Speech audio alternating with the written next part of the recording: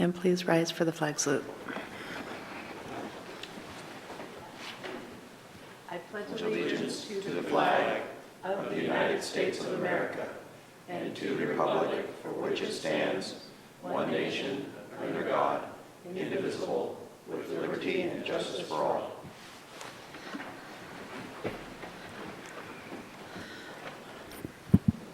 All right, I think our seating arrangement's a little bit different tonight. DJ is running a little bit late, so we're expecting to have a full council, but at this point, Councillor Frazier is absent. Joel is online. Okay, good to know. Okay, we're going to start off with a public hearing tonight. We have consideration of an ordinance creating a developer-installed reimbursement district for the Woodbrook Drive Improvements. And who is leading the discussion? Eric is leading.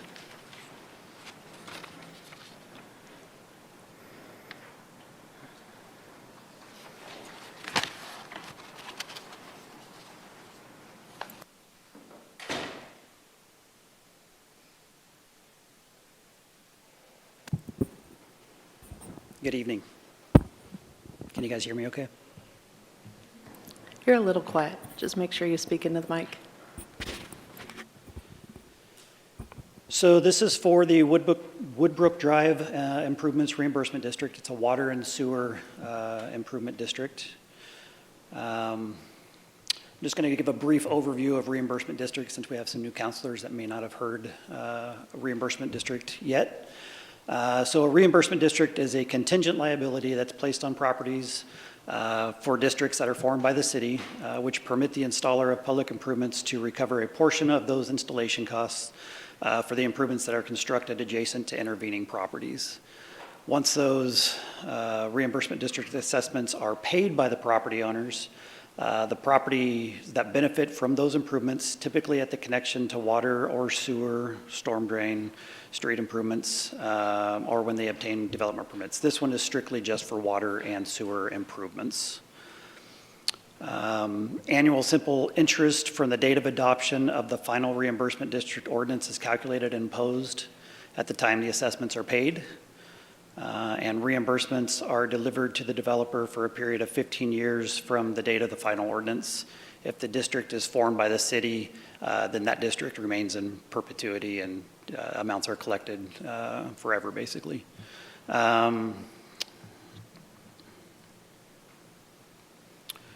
So with that in mind, again, this is for the Woodbrook Drive sewer and water improvements. This is a developer-installed reimbursement district that will install water and sewer improvements on Woodbrook Drive. Water improvements will be installed for approximately 129 feet, and sewer improvements will be installed for approximately 262 feet. And this relationship to council goals are maintain, operate, and expand our infrastructure to meet community needs by ensuring our water and sewer facility infrastructure needs are met in a fiscally sound, efficient, and regulatory compliant manner.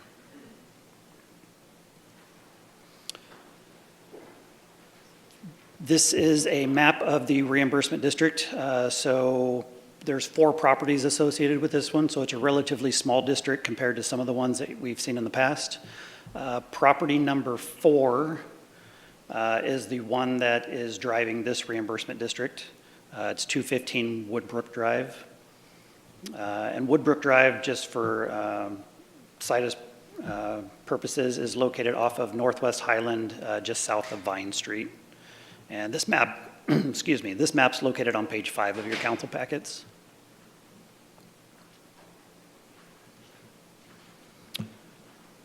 So the estimated assessments for this reimbursement district are as follows. The total district cost is $63,360, and that's for both water and sewer improvements. Upon development of property or connection to city water or sewer, property owners would pay a per dwelling unit assessment based on the development at that time. Our estimated water assessments are $9,360 per dwelling unit, and the estimated sewer assessments are $5,040 per dwelling unit. The methodology for calculation of these assessments is listed in the Municipal Code, Section 9.40.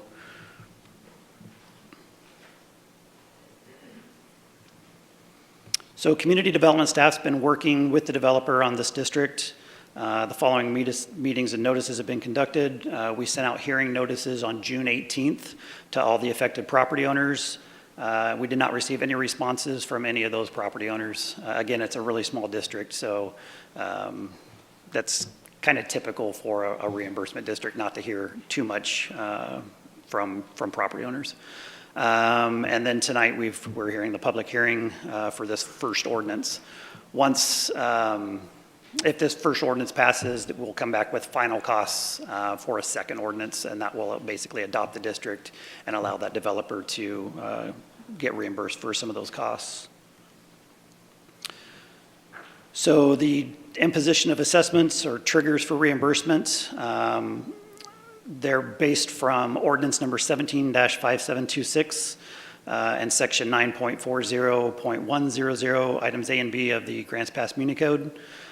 So for water improvements, they'll become due and payable at the time of application to connect to the installed water line, or in the case of new development approved by any planning action at the time of issuance of development permit or the filing of a subdivision plat, whichever occurs first.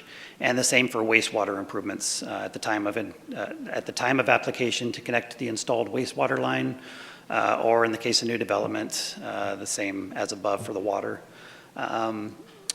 When ordinance 17-5726 was adopted and changed section 9.4 of the Muni Code, it also stipulated that unless connecting to city water or sewer, expansion of an existing single-family residence won't require reimbursement. So the cost implication is after the final costs are submitted and the final ordinance is adopted by City Council, those collected funds would be returned to the developer, which in this case is Cliff Woodruff, and property owners in the reimbursement district, or as property owners in the reimbursement district develop or connect to those two infrastructure items. So in closing, it's recommended that council adopt this small ordinance as presented. There's also alternatives. You can choose to allow the developer to approve the ordinance that allows the developer to recover a portion of the costs associated with the installed improvements. You're welcome to revise the ordinance as you deem appropriate, or reject the ordinance and not allow the developer to recover a portion of those costs associated with the installed improvements. Thank you, Eric. Does anyone have questions? Brian? Yeah, thank you, Eric. I just had a question on slide 5. You had the total estimated district cost at $63,000 and change. And then in the packet, some of those addresses, the estimated water improvements are zeroed out. So do they already have city water? So I'm going to go back to the map just real quick, just so we can. So properties 1 through 4 are all on the hook for sewer. So basically sewer's being extended from the intersection of Woodbrook and Orchard Street to the west. And so that will affect all 4 properties. So all 4 of them will have a benefit for that sewer. The water line's being extended basically just in front of property 4, which will only benefit property 4 and property 2 on this map. Which is why they're the only ones that have the assessment for water. Okay, so should the estimated district cost be subtracting $93.60 for properties 1 and 3? I'm just going to pull up the assessment list here real quick.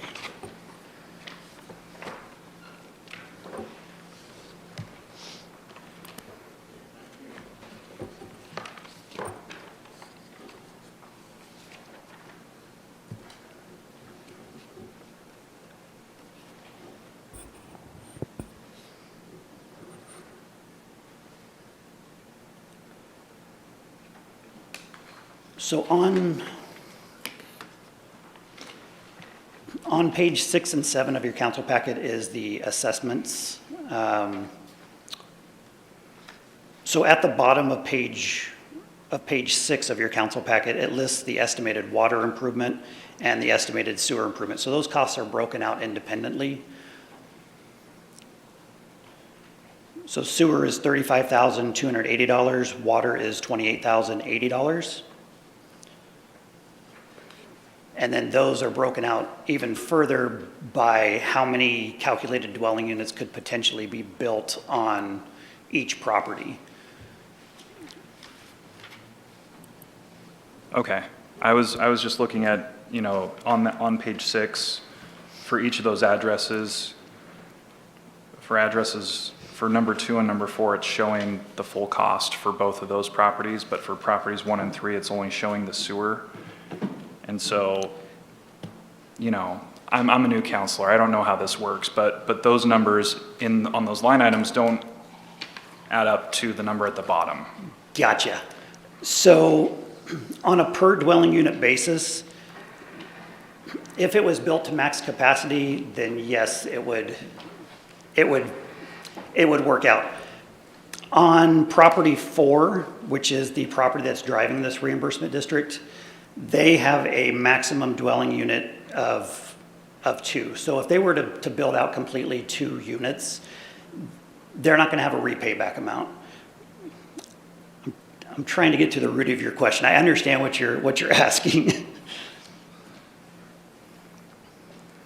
It's okay. I don't mean to hold everybody up. I was just No, it's a good question. trying to clarify. Well, I think those costs are per dwelling unit, so you are multiplying by 2 for some of the units and by 1 for property number 2. Is that correct? Yes. To get to a maximum density of Okay. potential. Do you follow? Okay, I'm he's with caught you. up. Does that? Yeah, I'm good. Thank you. Other questions? Brian?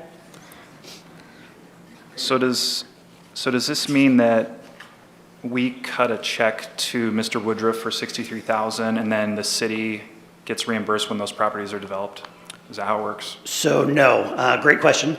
As properties develop, they will pay the city for those per dwelling connections. For example, if property number 2 comes in and develops and wants to hook up to water and sewer, and they want to do their one connection, so they'll pay that $14,400 at that time, plus any accrued interest once the final ordinance is adopted. The interest rate will be set at that time. They'll pay that to the city, which is then put into a trust account and passed through to the developer at that time. I see. Okay. And are any of those other properties developed at this point, or are they all? They're all somewhat developed. Property 2 has the biggest potential to develop further. It's kind of basically just if properties develop, then the developer will get that money back. It's for a reimbursement district, the developer pays around $1,300 to file an application for this district in the hopes that somebody will connect to that infrastructure they're installing. It's not a guarantee, but it's a hope. Okay. Thank you. Yes. Any other questions? All right, this is a public hearing. Is there an applicant here to speak on this? Is anyone else from the public here to speak on this issue? All right, we'll close the public hearing and turn it over to the council. Brian? I move to adopt the ordinance creating the developer installed reimbursement district, CC 6487, for the Woodbrook Drive Improvements and have it read title only, first reading. Second from Valerie. Any discussion? Vanessa? Yeah, I think I'm in support of this. Of course, we need housing in the community. I think this is a textbook example of why urban sprawl is not a solution to our affordable housing crisis. As you can see, this development is in the very northwest section of town, almost right on the border of our city limits. So the farther out of our already developed community that we continue to develop, housing will only get more expensive. Thank you. Anybody else? All right, the motion is to adopt the ordinance as stated in the packet on page 3. Brian, start the vote. Yes. DJ? Yes. Kurt? Yes. Rick? Yes. Rob? Yes. Valerie? Yes. Vanessa? Yes. Joel? All right, thank you. Was that a here or a yes vote? Yes. Thank you. All right, motion passes 8-0. Thanks for the presentation, Eric. Next up, we have, motion, read it, yes, thank you. An ordinance of the Council of the City of Grants Pass creating a developer-installed reimbursement district, CC 6487, for the Woodbrook Drive Improvements. Do you have, I'm sorry. Yeah. Anybody want to go for a second? Brian? I move to adopt the ordinance creating the Developer-Installed Reimbursement District, CC 6487, for the Woodbrook Drive improvements and have it read by title only, second reading. And Rick with the second this time. Brian, how do you vote? Yes. DJ? Yes. Kurt? Yes. Rick? Yes. Rob? Yes. Valerie? Yes. Vanessa? Yes. Joel? Yes. Thank you. 8-0, carries. All right, next up, we have a couple of quasi-judicial land use hearings. So I'll just read this once. At this time, I will open the public hearings to consider an applications for the items listed on our agenda. They are all property line vacations. We will begin the hearings with a staff report, followed by a presentation by the applicant, statements by persons in favor of the application, statements by persons in opposition to the application, and an opportunity for additional comments by the applicant and staff. After that has occurred, the public comment portion will be closed and the matter will be discussed and acted upon by the council. Is there anyone present who wishes to challenge the authority of the council to hear this matter? Do any councilors wish to abstain from participating in this hearing or declare a potential conflict of interest? Are there any councilors who wish to disclose discussions, contacts, or other ex parte information they have received prior to this meeting regarding the applications? In this hearing, the decision of the council will be based upon specific criteria which are set forth in the Development Code. All testimony which applied to this case are noted in the staff report. If you would like a copy of the report, please write that on a note to the city manager and one will be provided. It's important to remember that if you fail to raise an issue with enough detail to afford the council and the parties an opportunity to respond to the issue, you will not be able to appeal to the Land Use Board of Appeals based on that issue. The hearing will now proceed with a report from staff. Hi, Brad. Thank you, Mayor, members of the council. Brad Clark, Community Development. So this first property line vacation, as you said, Mayor, you've read the statement for all of them. This one is the Newman Methodist Church, just kind of across the street here. It actually affects 3 different properties because there's 2 property lines involved with this application. So the request is to remove the 2 property lines that are shown here on the right side of the site plan.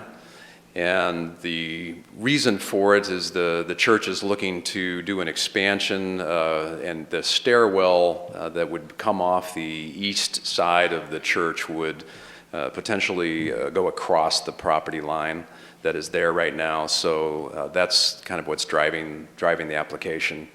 The building codes do not allow for those stairwells to cross a property line.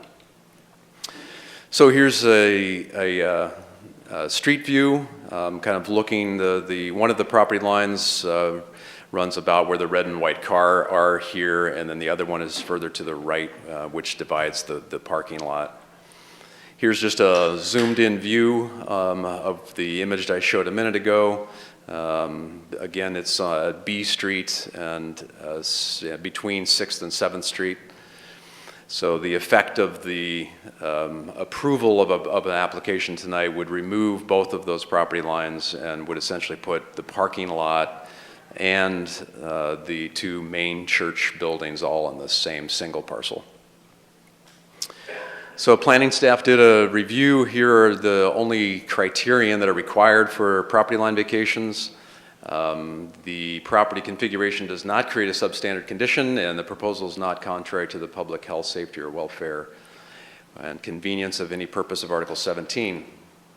We did not receive any comments in response to the application being mailed out. And here is your call to action, and the recommended motion at the bottom. Thank you. Are there any questions for Brad? No questions. Is there an applicant here to speak on behalf of the request? Please come forward and tell us your name. Good evening, council members. Thank you for the opportunity here. I am David Church, and I am representing Newman United Methodist Church. I am on the church council. I think staff did a good job of explaining what needed to be. This is kind of a housekeeping item that lets us get a building permit for an accessibility project that we are creating at the church to make our buildings more accessible to disabled people and that sort of thing. Basically a housekeeping item to take care of a couple of property lines that were not dealt with over 50 years ago when the properties were purchased, and we appreciate your consideration of our request, and I can answer any questions that you might have. Thank you. Any questions? No, thank you. Is there anyone here to speak on behalf of this request? I'm sorry, what was the question? Just if there's anyone else from the public here to speak on behalf of the request? No? No, I don't think so. Okay. Is there anyone here to speak in opposition of this request? All right, we'll now close the public hearing and turn the matter over to the council. Valerie? Well, I agree. I think this is just a piece of housekeeping that needs to be taken care of. So I move to approve the ordinance vacating the property lines between tax lots 2,000, 2,100, and 2,200, map number 36-05-17-BC, first reading. Thank you. Second from Vanessa. Council discussion? No? Okay. We're going to start with the vote with Valerie. Valerie? Yes. Vanessa? Yes. Brian? Yes. DJ? Yes. Kurt? Yes. Rick? Yes. Rob? Yes. Joel? Yes. Thank you. 8-0, the property line vacation is granted. Thank Sarah? you. Second reading, first reading first, huh? An ordinance of the Council of the City of Grants Pass vacating the common property lines between tax lots 2,000, 2,100, and 2,200 of map number 36-05-17 BC. Brian? I move to adopt the ordinance vacating the common property line between tax lots 2,000, 2,100, and 2,200 of map number 36-05-17-BC and have it read title only, second reading. Thank you. Vanessa with the second. Brian, you're up first. Yes. DJ? Yes. Kurt? Yes. Rick? Yes. Rob? Yes. Valerie? Yes. Vanessa? Yes. Joel? Yes. All right, now it's really granted. It's double granted. You're good to go. Thank you. All right. Next up, another request for a property line vacation.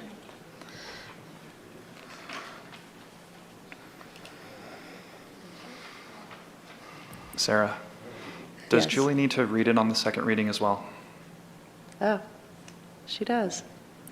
Thank you. I'm terrible at these.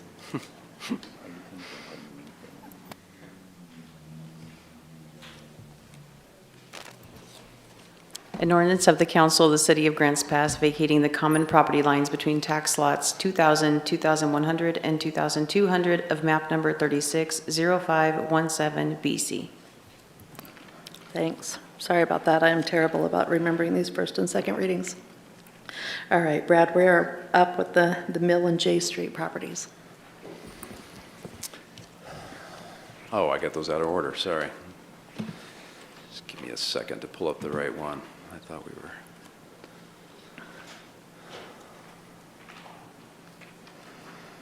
Okay. Well, I think the council's fairly familiar with this property. This is the location of the two soon-be-constructed water treatment facility. The property is outlined here, the diamond-shaped property with the railroad track here kind of on the north side and the Grants Pass Parkway adjacent to the south. The application is to request the elimination of the property line that there's, I guess you could technically say two property lines, although there's only two parcels involved. that's shown here. The future development of the water treatment plant would require construction over these property lines. So here's a more detailed drawing of the parcel boundary, again with the railroad track being shown here. So this is necessary because of the proposed the location of the facility. And eliminating the property line would not change or create a substandard condition. It's just going to, expand and create a much larger building parcel than what's there today.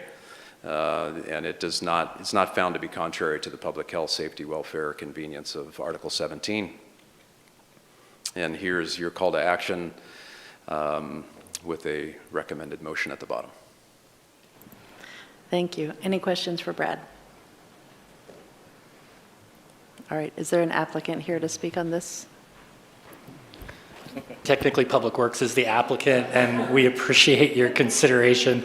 This is the first decision in a long string of decisions. As you noticed on your agenda, we'll be in front of you with a design builder. So we just want to get this process going. Vacating this line so that we're able to construct future structures here is the first step. Thanks, Jason. Is there anyone from the public here to speak on this issue, for or against? No. Okay, we'll close the public hearing, turn this over to the council. Rick? I'd like to make a motion to move to adopt the ordinance vacating the common property line between tax lots 1400 and 1500 of map number 36-5-17-D-O and have it read by title only, first reading. Thank you. Kurt with the second. Any discussion? All right, Rick, you're up for the vote. Yes. Rob? Yes. Valerie? Yes. Vanessa? Yes. Brian? Yes. DJ? Yes. Kurt? Yes. DJ, excuse me. Joel. Joel, are you? Thank you. All right, first reading, Julie. An ordinance of the Council of the City of Grants Pass vacating the common property lines between tax lots 1400 and 1500 of map number 36-05-17-D0. Thank you. Brian? I move to adopt the ordinance vacating the common property line between tax lots 1400 and 1500 of map number 36-05-17-D0 and have it read by title only, second reading. Thank you. Valerie with the second. Brian? Yes. DJ? Yes. Kurt? Yes. Rick? Yes. Rob? Yes. Valerie? Yes. Vanessa? Yes. Joel? Yes. Thank you. Julie? An ordinance of the Council of the City of Grants Pass vacating the common property lines between tax lots 1400 and 1500 of map number 36-05-17-D0. Thank you. It sounds like somebody's got Joel under the desk or something. He's like calling up from a rabbit hole somewhere. All right, Brad. Mayor? Keep digging. Mayor Bristol? Yeah. I'd like to disclose, at a council workshop dated June 28th, there was an inextricably linked discussion involving a grant awardment for the properties at 230 and 232 Northwest 6th Street. Just to disclose the ex parte conduct that did occur. The discussion was publicized and is available for review where all council business can be viewed. Thank you. All right, Brad, you're up. Okay. Don't know when the last time there was 3 property line vacations in one hearing, but here is the final one of the evening. As you stated, this is between tax lots 16800 and 16900. This is downtown, 230 Northwest 6th and 232 Northwest 6th Street. So the request is to allow the vacation of the property line as shown here again on the right-hand side of the screen. There is a larger building on the north and a narrower building on the south. The applicant, Mr. Ward Warren, as Councilor Auger pointed out, has been before the council on applications for fire suppression grants for the same property. And this proposal is to consolidate the 2 buildings which do share a common wall. They also share a power and a gas meter as well as a water service. So they have, in many respects, been utilized as a single building to date, but up until this point, there have technically always been two separate tax lots there. So this image taken from 6th Street just kind of shows you where that property line more or less lies, looking at this vertically. The elimination of the line, again, there's a connection, there's a door that interior to them that connect these two buildings. And here's just a closer look at the lot line that would be removed.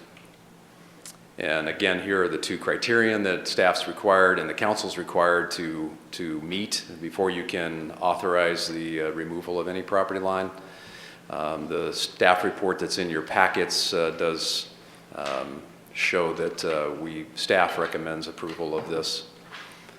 We, like the other two, did not receive any public comments on this application when it was distributed. And here's the call to action with a recommended motion for you. Thank you. Any questions for Brad? All right. And the applicant is here. Did you wish to speak? All right. Please come up and tell us your name.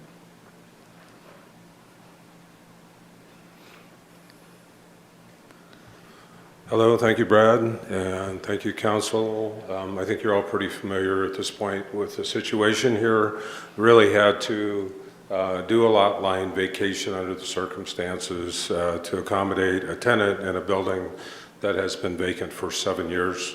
And it also opens it up to multi-use, which is a good thing. It's almost 15,000 square feet. So a sizable property has been utilized as a single property for decades.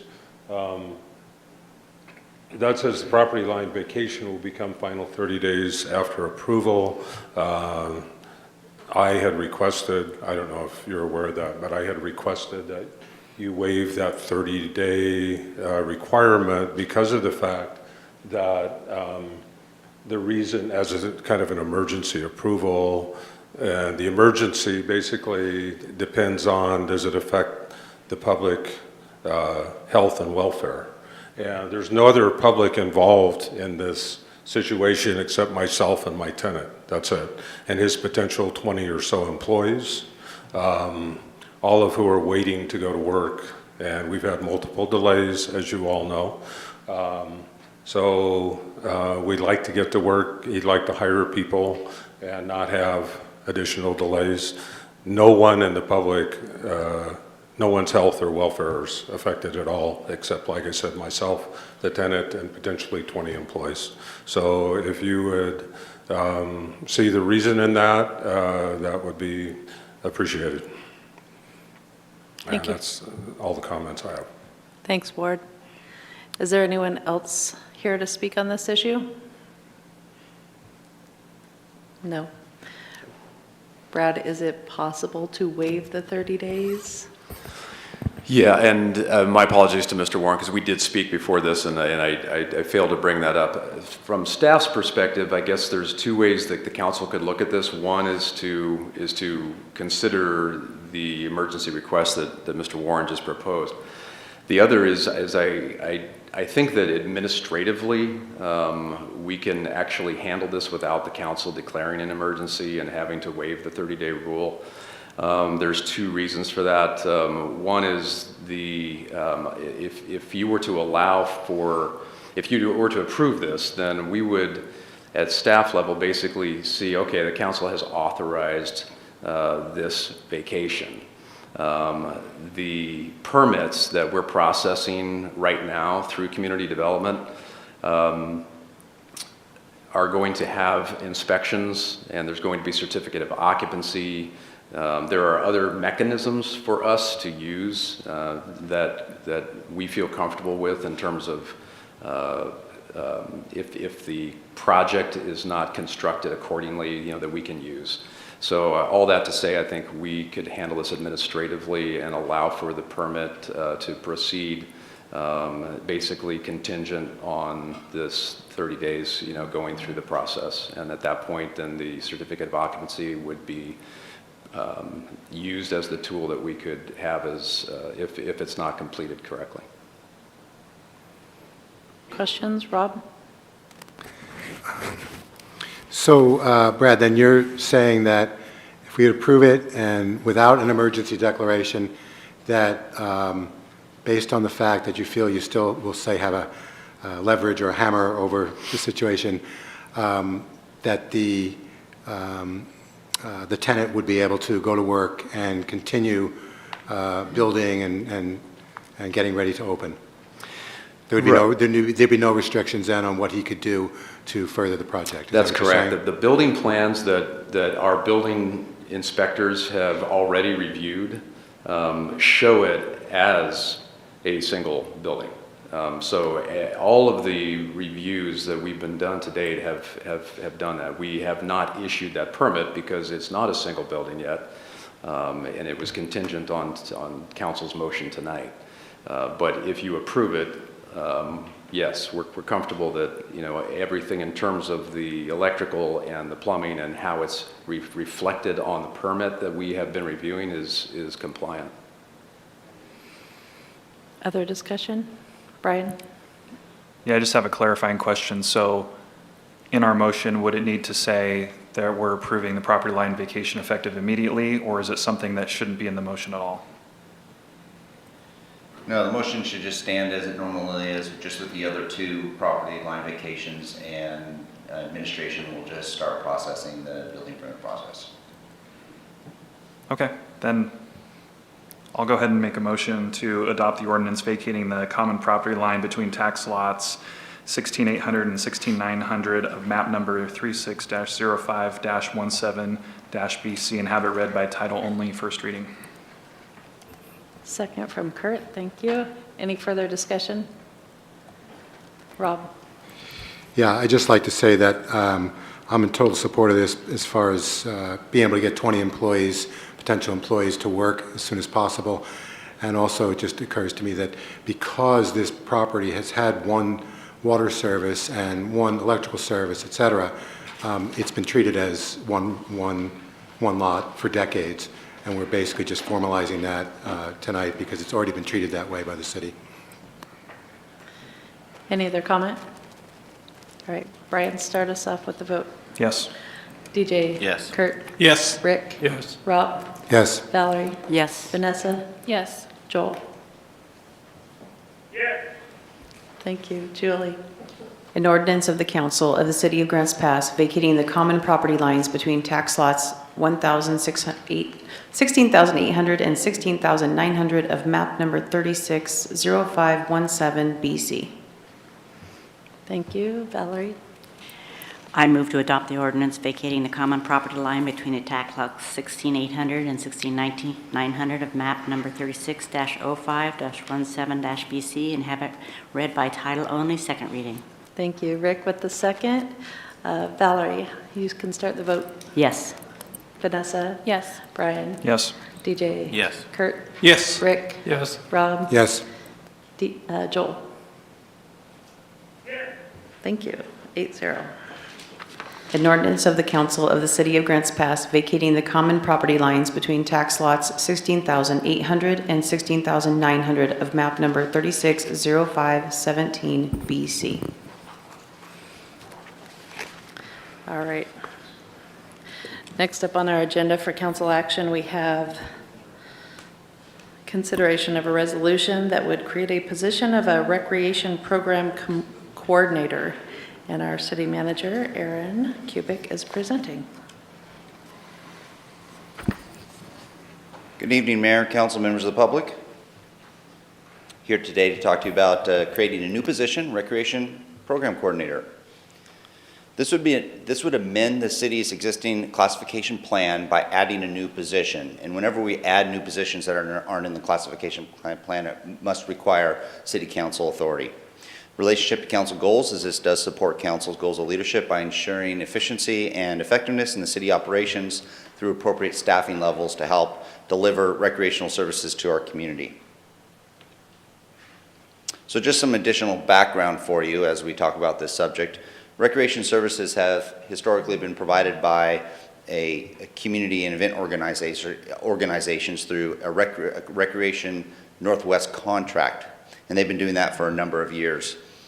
Recreation Northwest did state that they were like to terminate their contract and basically retire as of July 31st, 2021. So they'll no longer be providing those services. Back in 2017, we had a PAVE audit, performance audit, vision and enhancement on recreation, community development, parks and rec. Through that, they did recommend that if a change is to occur, that recreation services should be provided through in-house and through community development. So the request is coming to you today in association with the PAVE report and the recommendation to bring recreation services in-house instead of doing it through a contract, which we have been doing. It's consistent with the PAVE recommendation. It would provide a long-term consistency in customer service and event coordination and strengthen our internal capacity of ownership of recreation services. One of the things they talked about is additional flexibility if we had it in-house with regards to being able to move a little quicker as opposed to having it through contract services. Increased level of control would also be a benefit, having it in-house as the city grows and potentially expands the number of recreational activities available to the community. So what are the current services that are being provided? Well, the contract and what we're looking at providing in-house would include things like the coordination of field and facility uses. That could be rental of park facilities, Harry and David shelter, one of the baseball fields, coordination of youth sports and coaching clinics, reservations of shelters, weddings and other large groups, producing and distributing quarterly recreational guides and publications for the community, hub concessions and stand management, movies in the park and Saturday parkways, ensures that all property paperwork and insurance and fees are paid and accounted for and deposits are taken in appropriately. In order to make this happen in-house, we don't have a staff member that's really focused on this, and from a bandwidth perspective, we would need to bring in an additional FTE. We don't really have a position in our current classification that really match the specifics of this position. So that's why we're in front of you today to see about creating this recreation program coordinator. It'd be responsible for planning, implementing, and managing a comprehensive recreational program and management of recreational programs and activities to maximize community use of our park facilities. It design and produce information materials for participants in the community, assist in policy, procedure creation for recreational programs, and act as facilitators for community groups and park users, sort of being a true ambassador for the park. Taking a look at the cost implications, currently right now in the fiscal year 22 budget, we have $172,000 budgeted for contract services with Recreation Northwest. What we're looking at is taking it in-house, creating a new full-time employee position. This would be housed under Grants Pass Employee Association under the G35 classification. The salary range for that position is $48,000 to $60,000. Benefits, including the benefits, your total package would be $85,000 to $102,000 for that position, including benefits and salary. Along with that, because there was 2 or 3 individuals with Recreation Northwest, that individual coordinator would also need a little bit of assistance from a standpoint of an office assistant at 20 hours per week. And that salary range would be somewhere between 23 to 29, and it wouldn't really be a salary, it'd be an hourly rate, but we're estimating it'd be $23,000 to $29,000. So all in-house personnel costs would be about $108,000 to $131,000. There are some additional costs that we're projecting by doing this in-house, and that is materials and services at somewhere between $12,500 to $16,500 for a total in-house cost of $121,000 to $148,000, which is a little bit of a savings associated with the current contract that we have. So that's a benefit also. We believe that we'd be taking it in-house, like the PAVE report recommended. We'd be getting additional services and flexibility, the ability to grow with our community, and it's ultimately just a little bit cheaper than our current contract with Recreation Northwest. Your call to action tonight is to potentially approve the creation of this position. Council does not have to approve the new position. Council can direct staff to investigate outsourcing opportunities. And a potential motion for you is I move to create a position of Recreation Program Coordinator and amend the classification plan. Mayor, I turn it over to you. Thank you. Any questions? DJ?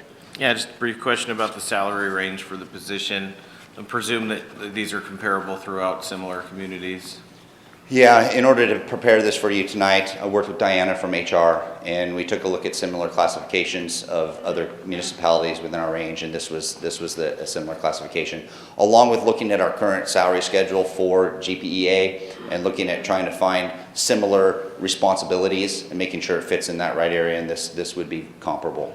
Okay, another follow-up question would be it seems like the office assistant would be making markedly similar wages to the full-time employment position. I just found that curious.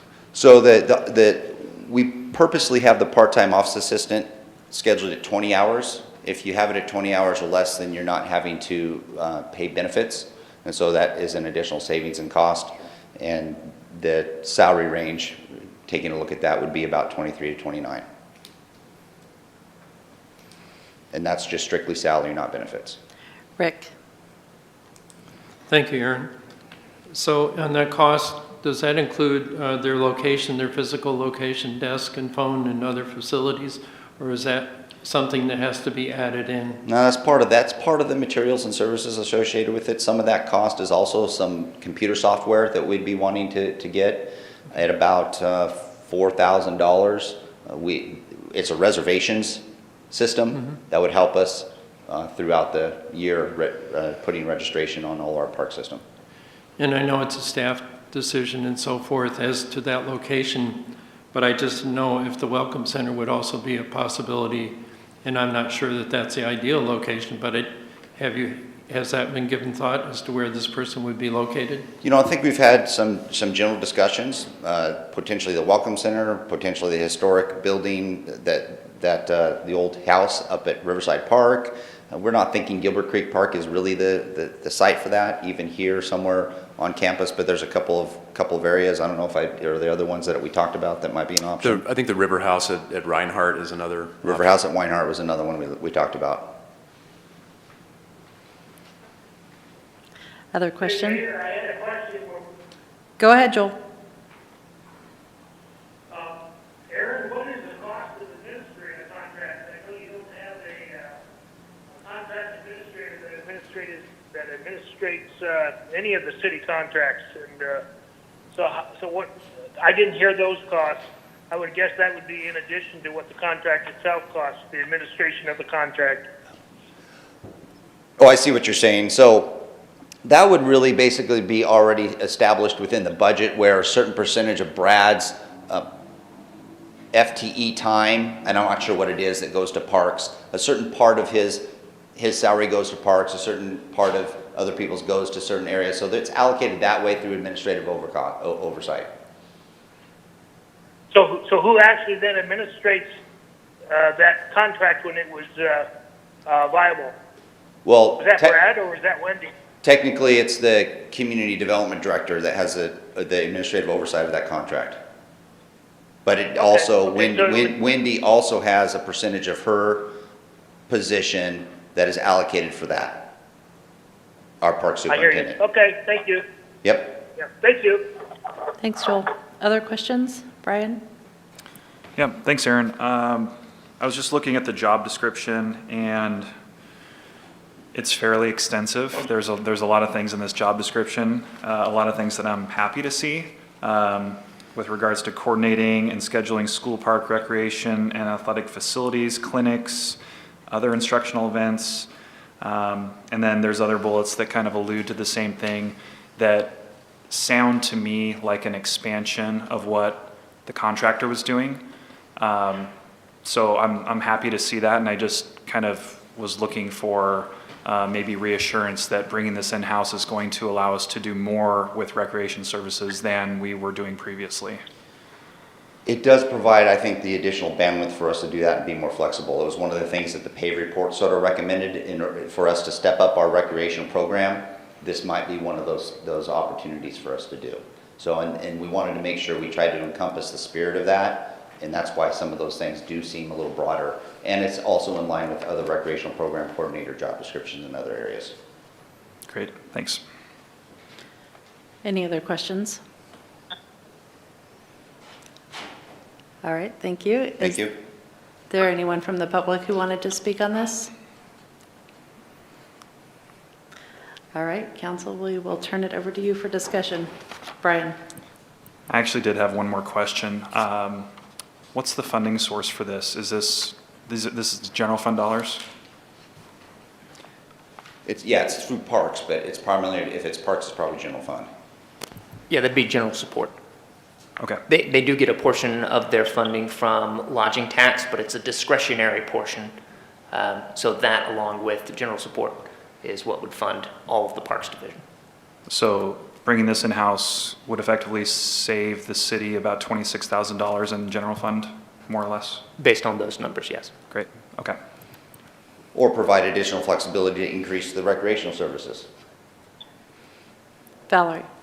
Yeah, I was just going to add, I was on that PAVE committee, and that is one of the strongest recommendations that they had was doing this. And one of the things, and that's, I was going to ask the question about the software, because they were also saying that there is a lot of software out there that does this right now. It would make it an easier job to do as well. So I actually am in support. I think it is a positive move. And as we move forward with the Welcome Center and making decisions and in the future, I think this is a valuable in-house position. Brian? I move to create the position of Recreation Program Coordinator and amend the classification plan. Second from Valerie. Any discussion, Brian? Anybody else have further discussion? All right, the motion is to create the position. Oh, Joel, did you have something? Well, I was just going to say I support it. There's a couple things I think in any organizational management. One is the budget, that you make timely adjustments to the budget. The other is with personnel, that you make timely adjustments to personnel. And if you don't do that with personnel, what happens is you can go into what organizational folks call a death spiral, where you work people to death, or they don't get things done in the timely manner, or it gets really frustrating, and then even more people leave. And you don't want, we don't have that situation now, and I don't believe, but I don't think we want that situation either. And I think this is a very timely decision. Thank you. All right, Brian, the motion was to create the position. How do you vote? Yes. DJ? Yes. Kurt? Yes. Rick? Yes. Rob? Yes. Valerie? Yes. Vanessa? Yes. Joel? Yes. Thank you. Thank you, Aaron. Thank you. All right, next up is consideration of a motion to allocate $10,000 for the Art Along the Road event. Hi, Brad. Good evening, Mayor and Council. So it's my privilege to introduce you to Larry Evans. Larry is the Vice Chair of the Community on Public Art. As I understand it, his 4th of July weekend may not have been as exciting as some of the rest of ours, because he was busy doing a lot of work on Art Along the Road. He, along with Stephen Sable in admin, with a little bit of help from Susan Searider in our community development office, has been working hard to kind of prepare a concept for Art Along the Road and how that may play out this year. So Larry's going to kind of give you some highlights on his work, and then Adam's going to come up and talk to you about some of the financial and budget aspects in terms of where in the city budget we might look for funding this work. So do you want me to run through the slides for you? Yeah, thank you, Brad. Thank you, City Council and Mayor, for entertaining this opportunity. And I saw you just last week. So I did have a busy weekend. I mean, I do get excited about these things. And yeah, why don't you key up the first slide, and I think you all have a copy of the deck that was passed out by Susan. You may have read ahead and had a sneak peek at everything. I don't know. But anyhow, over the weekend, I kind of put together my thoughts and following up on our meeting last week and some of the questions that Brian had for me, and basically set up a program here that is divided into a good, better, and best sort of performance for this show. With a rich history of past events and the embrace of Grants Pass community as a whole. Oh, the slide went away. What happened there? Sorry, Larry. It's okay. I think we had two versions, because didn't you send a newer version today? I did. Do you have the new one? Yeah, let me get that for you.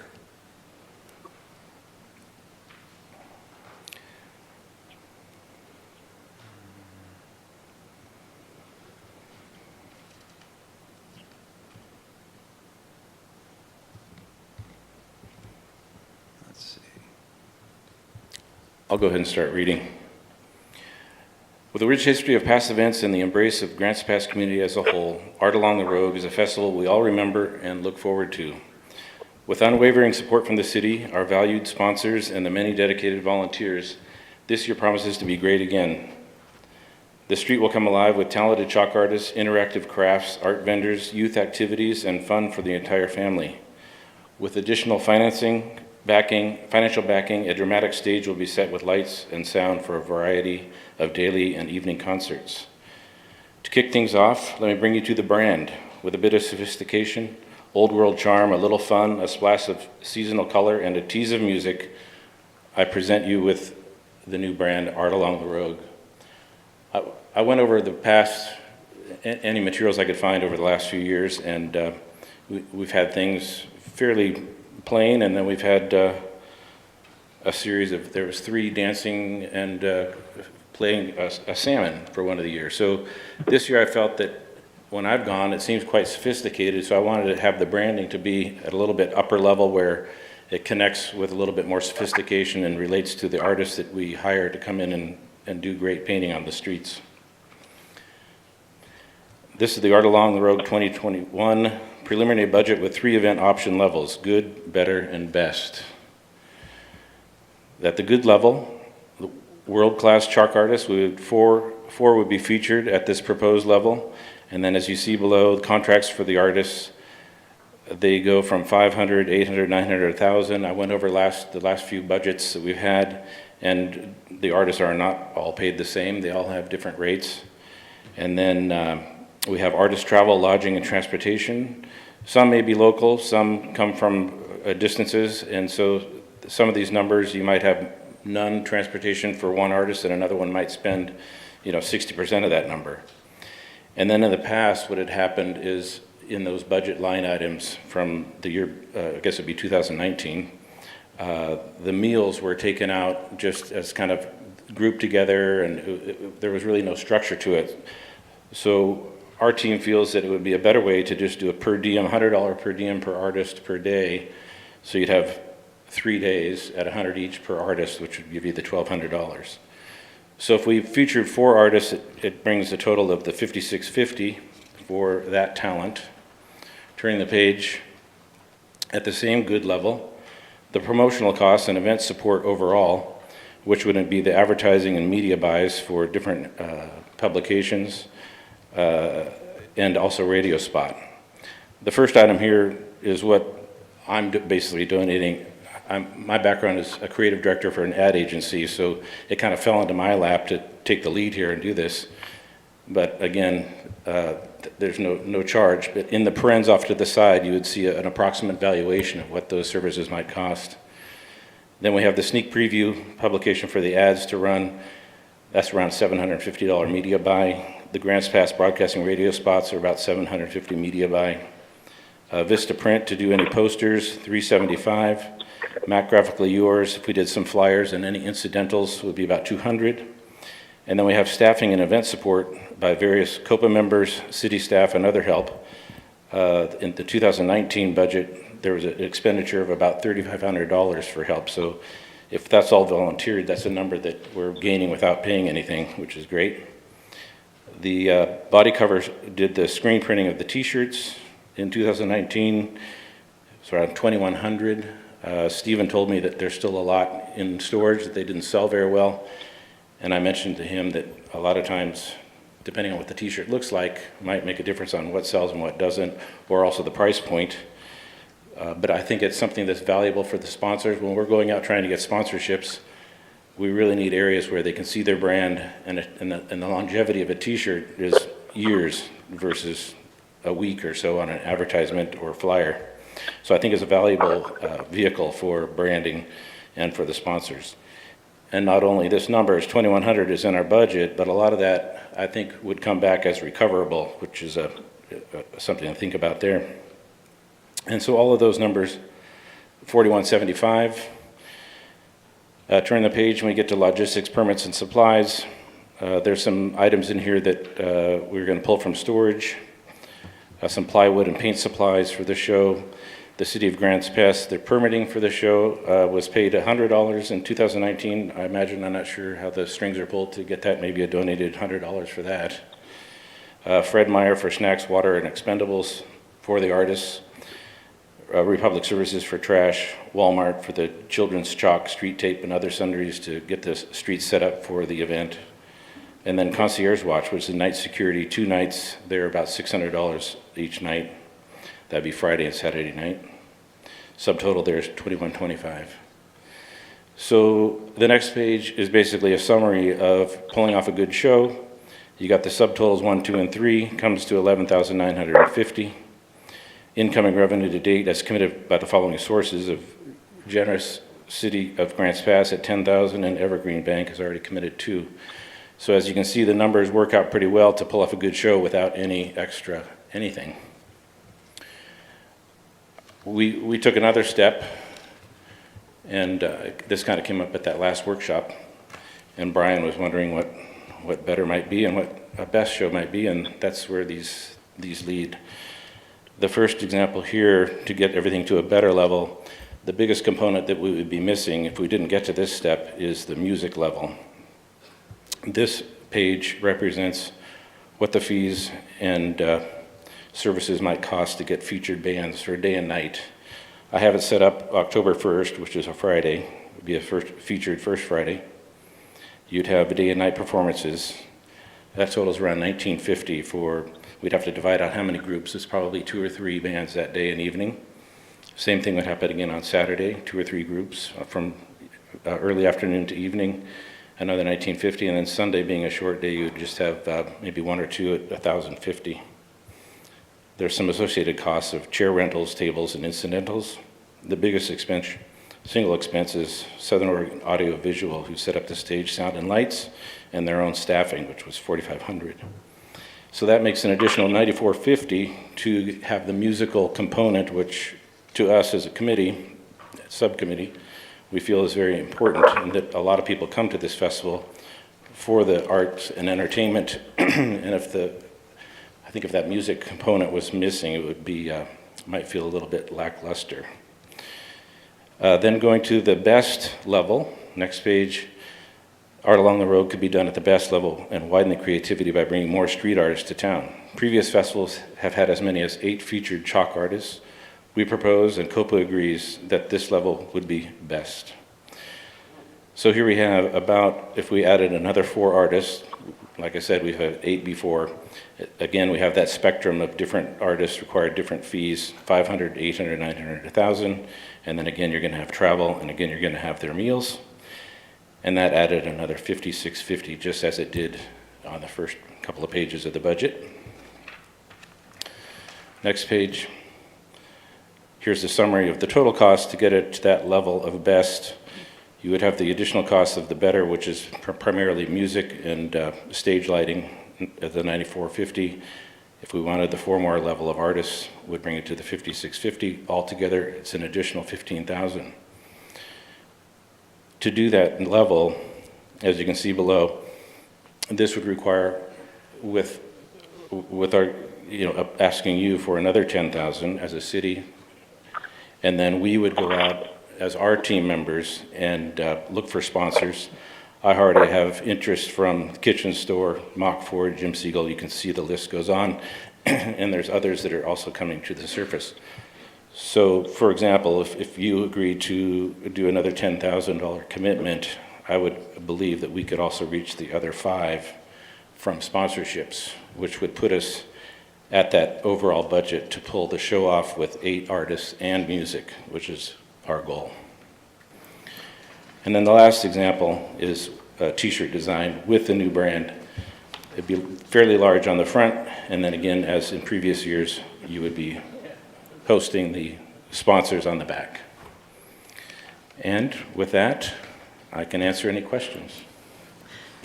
Thanks. Does anyone have questions for Larry? Rick? So Larry, indicated in here for other people you said that might be interested in contributing to this event. Who Yep. do they contact and where do they send in their checks, or what would be the easiest method? Well, the plan there is that myself and another gal, Robin, who's not here tonight, she and I, one of our tasks is to meet with people and handle the sponsorship. We'll make a presentation to them. It's not, everyone will know what it's about. It's not like we're trying to recreate a wheel. So I've just heard a lot of excitement, and at which point I think the plan was, I mean, I'm not the logistics guy as far as how the money will come in and go, but I imagine they would make a donation to the city, and there would be some fund established to kind of follow the dollar here on this project, and it would be held for this event. Any other questions? Okay. No All right. questions, huh? Thank you. We're out of questions. Is there Okay. anyone from the public who wanted to speak on this? Okay, Adam's going to give financial part first.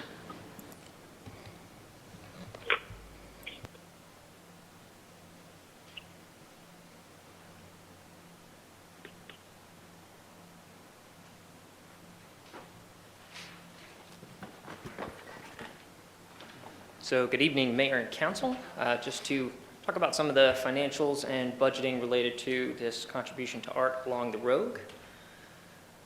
This motion would allocate the $10,000 to the art along the road and identify the funding source is basically why I'm up here. The relationship to council goals is to encourage economic opportunities. The Committee on Public Art had a special meeting on June 22nd to discuss supporting and facilitating this event and presented a motion to council. And at the June 28th council workshop, council voted to approve the minimum $10,000 with the funding source to be identified tonight.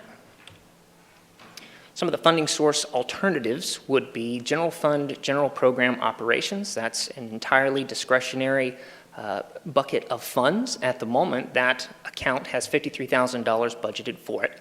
$50,000 of that was originally for the Utility Assistance Program. However, the Utility Assistance Program is now funded proportionally by all of the utilities, which frees up those funds in the general fund.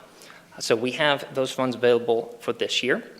We also have a budgetary line called Committee Expenses, which has $10,000 budgeted in it.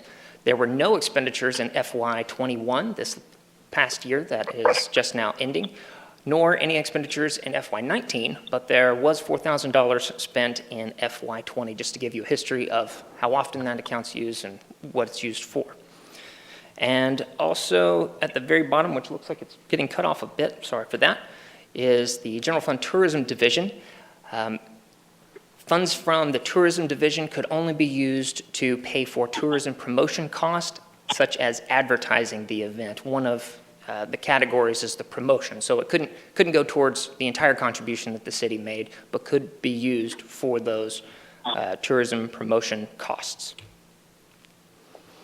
As far as the cost implication goes, all the options have essentially the same cost implication in that just reduces funds for other unidentified expenditures or for things that are yet to be determined. A very specific example of that is funding for the Downtown Welcome Center operations, which is my next presentation. So that's coming up in just a second. I've also provided just a summary of the good, better, best scenarios with the totals cut off at the bottom. The good option is a total of $11,950. The better option is a total of $21,400.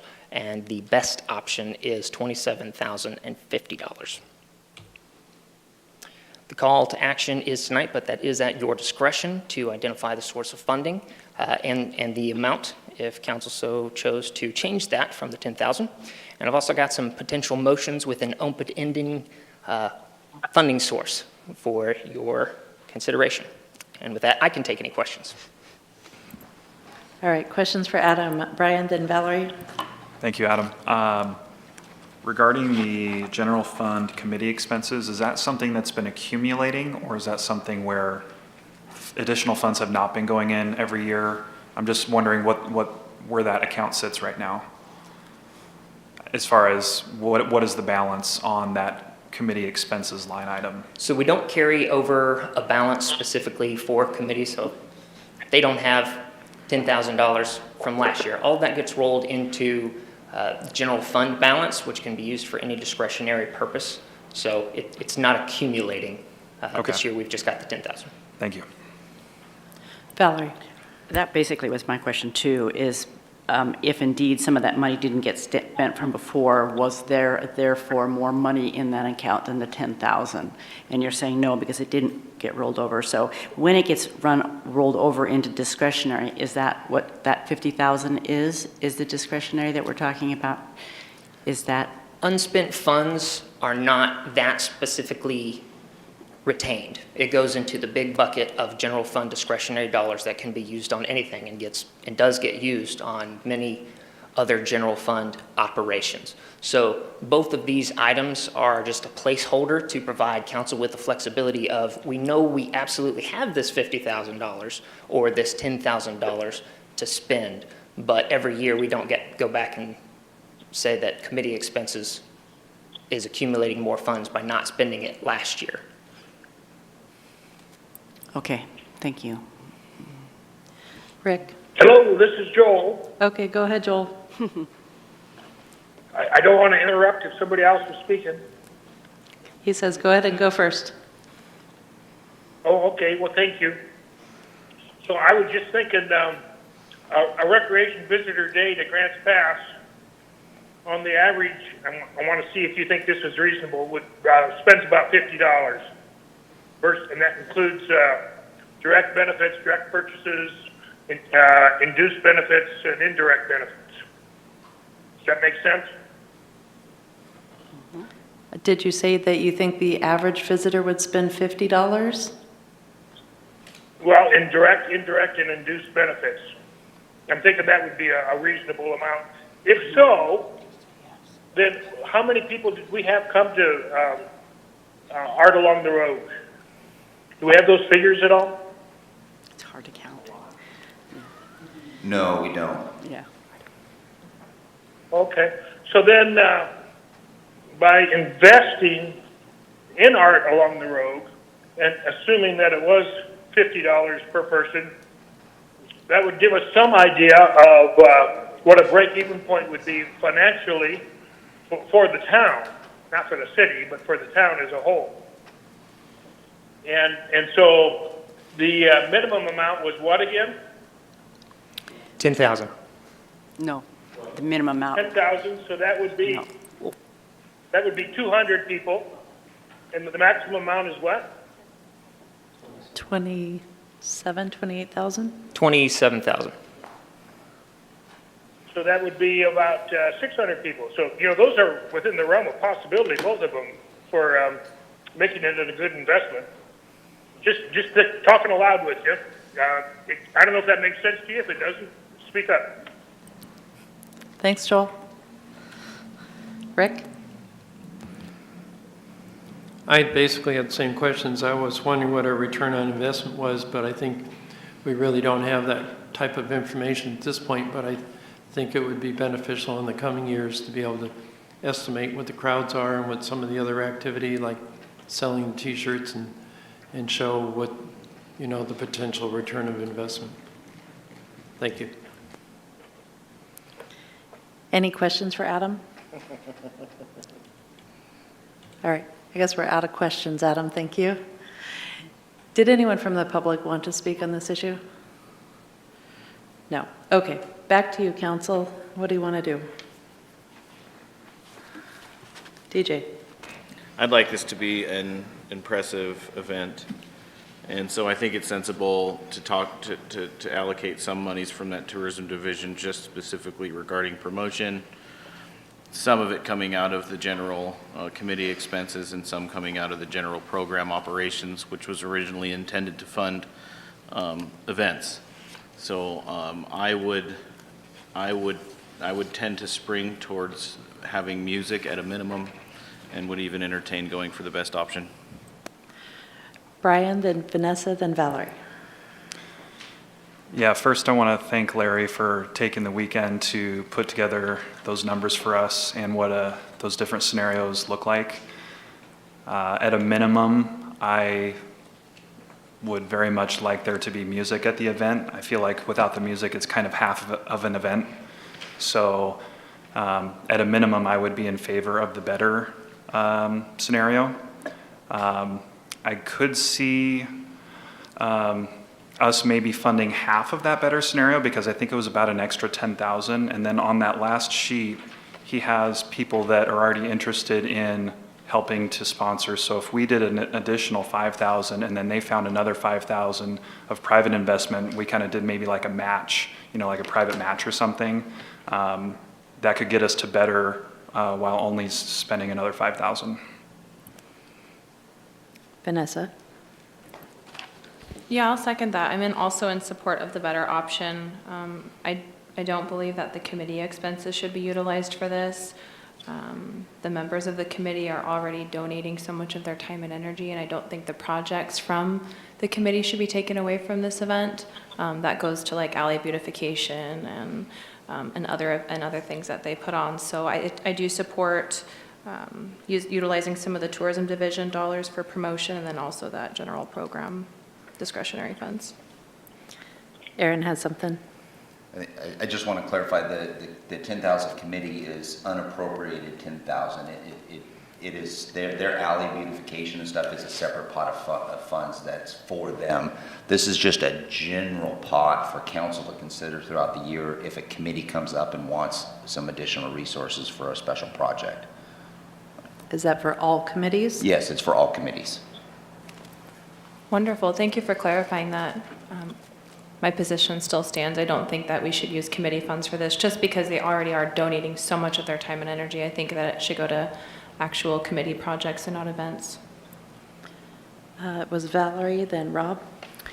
I'm going to disagree. I think that $10,000, seeing as the fact that it hasn't been used for several years, and to me, this is a great step forward in stepping forward with an event. This has been one of my all-time favorites. It always has been. I do know in my working with the tourism and the PAVE that behind Back to the 50s, it probably brings in the second highest in terms of money and return on investment for the community. So I do think it's an important one. Do want to remind you that the promotion, I think, will be done by the DMO. I mean, to me, that's their job. So I don't see that we have to promote it. I would fully expect that promotion part of it will come out of that's one of the things that they will permit. I mean, I would expect that. Outside of the city, right? Because they're looking to bring people in from more than 50 miles away, so there's dual promotions that need to be taking place. Okay, all right, if that's the case. All right, I was just going to say I can't see them not promoting it, but whatever.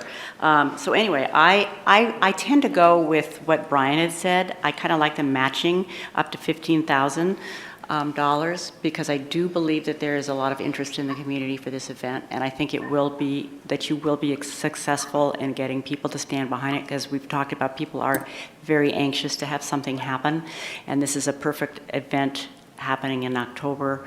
It's a great time of year to bring people in, so I don't think you'll have any problem getting support. So I agree that it should be the 10,000. I don't have a problem taking money out of the tourism promotion, because that's one of the things when we held out the 28%. To me, that was what that extra 2% was for, was to promote things like this sort of event. So I would propose up to $15,000 matching funds, or $10,000 and then go extra up to $5,000 if they can get matching funds. Rob, then Brian. Yeah, I really appreciate the work that you've put into it already, because it's going to be a great event. As far as I think it's pretty clear that, well, at least clear to me, that the better level is really kind of our I think what most of us kind of view really as an entry level. Good would be okay, but better is really because we want some music there. The best level, frankly, I don't really necessarily see the need to go there. Many of the years there was only maybe 3 featured artists, so whether to pay 8, to me is really overboard. That could be great for future years if it's just such a rip-roaring success and you have so many sponsors lined up. But for this year, I can't see going for the 8 featured artists. I would like to see, though, because you kind of tied the best level with those additional sponsors that you listed, I'd like to see those attempts to reach those sponsors and others at the better level. So I wouldn't necessarily reserve that, those sponsors just for the extreme, because these people are all going to enjoy contributing even at the slightly lower level, which is going to be great anyway. So I'd like to see a really great attempt from you guys. You may get a lot more sponsors than what is on your list. I know that one that I don't see here that is sponsored in other years is KOBI TV. I know they've sponsored and it's not on your list. So, and I'm sure there's many others. But I'd be really for the better level. I really like the idea of I guess the 10 plus the match, up to another 5. As far as where it comes from, I could see that coming from our tourism money as well, the discretionary money there. We kind of talked about that as potentially using it for that. Brian, then Rick. I'm going to go ahead and move to approve a $10,000 funding allocation for Art Along the Rogue from the general program operations with an additional $5,000 for dollar match coming out of the committee expenses account based on matching on private donations. Rick with the second. Discussion on that? All right, we got DJ, then Rob, and hang on just a sec. Does Adam, did you need to say something? My question does not pertain to this motion. Is it something we need to know before we vote on this? I would say that the tourism dollars are not discretionary. They could only be used for promotional costs, which is totaled in the presentation as $4,175. And I'm not sure that every single one of those items within that category might qualify. So the tourism division could contribute, but it'd be a pretty small portion of this potential $15,000 that council is considering. Thank you. DJ, and then, well, let's see. First one, Rick, then we're on DJ, right? And then Rob. Did you already say your piece, Rick? Okay, DJ, then Rob. Sure, I'm not too fancy on the matching idea. I don't think that you need a motivation to match grants, which is, this matching is a motivational tool. I think that you have plenty of motivation and capacity to get the grants that you need. I'd be more likened to just increasing the contribution, no strings attached, to $15,000. Just as a point of clarification, where did you specify your funds come from? $10,000 from general program operations and up to an additional $5,000 from the committee expenses. From the committee expenses. Okay, so you did not propose using tourism dollars. Okay, Rob. Yeah, I would actually disagree with what DJ just said. And I don't think that it's necessarily a motivator for the arts group. I think that they're very motivated, but I think that it's a really easy sale for them to go out and say to Row Motors, gee, for the $500 you're giving me, we're going to get $1,000 because we got a match. So I think that makes it way easier for them to then sell. The match is the motivator for the sponsors, not necessarily to get them to work harder. So I agree with the match concept because I think it'll actually make it easier for them to go out and sell the event. Joel, did you have anything? No? Okay. I just hear the phone noise. Anybody else have anything? Okay, so the motion on the table is to use $10,000 from the general program operations with a $5,000 match coming from the committee, $10,000 committee expense line. And Brian, you're up. Yes. DJ? Yes. Kurt? Yes. Rick? Yes. Rob? Yes. Valerie? Yes. Vanessa? Yes. Joel? Yes. Thank you. Motion carries. He's so affirmative. It's fun talking about you when you're not here, Joel. All right. Oh, I didn't know you were talking about me. Next up on the agenda, we have a consideration of funding options to support the Downtown Welcome Center operations, and Adam is going to be our presenter. Hello again. As Mayor said, I'm here to talk about funding for Welcome Center operations. To give you some background, in early 2021, Council identified the Downtown Welcome Center as either a service level reduction or as a service that could be provided through alternate funding. It has been estimated as a $65,000 savings for general fund discretionary dollars. That $65,000 is based in large part on records from the contractor. Current staffing levels at the Downtown Welcome Center are 36 hours per week with an annual cost of approximately $41,600. There are other costs that include things like supplies and utilities as well.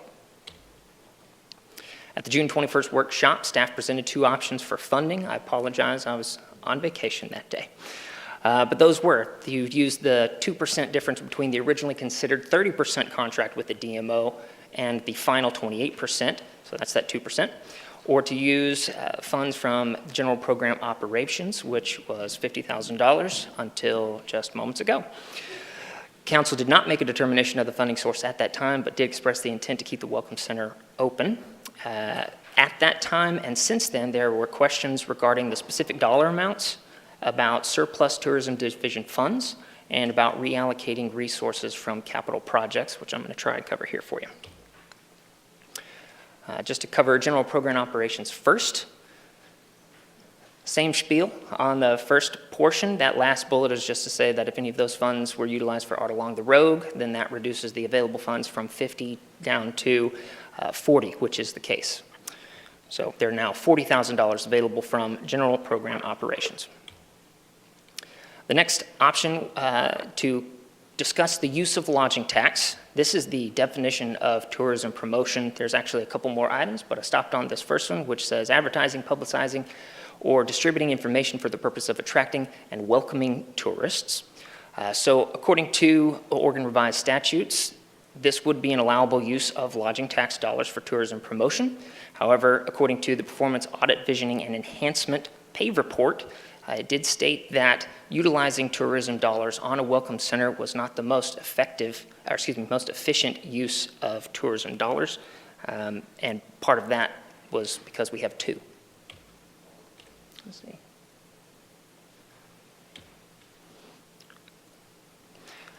Considering the use of that 2% savings on the lodging tax by reducing the contract, the budgeted net revenues from lodging tax for FY22 is $2.1 million. 2% of that is approximately $42,400. Of course, that's just a budgeted number. If lodging tax revenues come in higher than that, we'd have more funds available. If they came in lower, we'd have less funds available. Julie, can you pause that for a second? I'm going to scoot this picture up.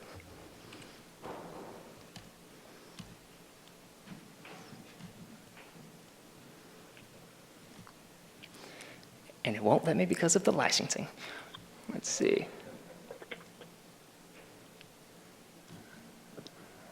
All right, Julie, let's try that. Discussing the tourism division surplus, there was estimated to be an approximate $270,000 surplus from the discontinuation of the contract with John Bowen. In red is my disclaimer saying that FY21 is not yet closed. There will be a couple more expenditures that we have to book into FY21, which will affect the ending unspent funds. But currently, there is $95,657 of available budget that's in that first tan-colored line under contractual services within the tourism division. Where's the rest of the $270,000? Well, since that original estimate, we've spent $131,893 on the DMO. That was for the first quarter payment that we received, plus consulting and startup fees that we've covered. And on top of that, the city has performed its own tourism promotion activities, and so far we've spent $50,000 on that. Those three items add up to $278,000. That's where the $270,000 has been spent and is still available at the $95,000.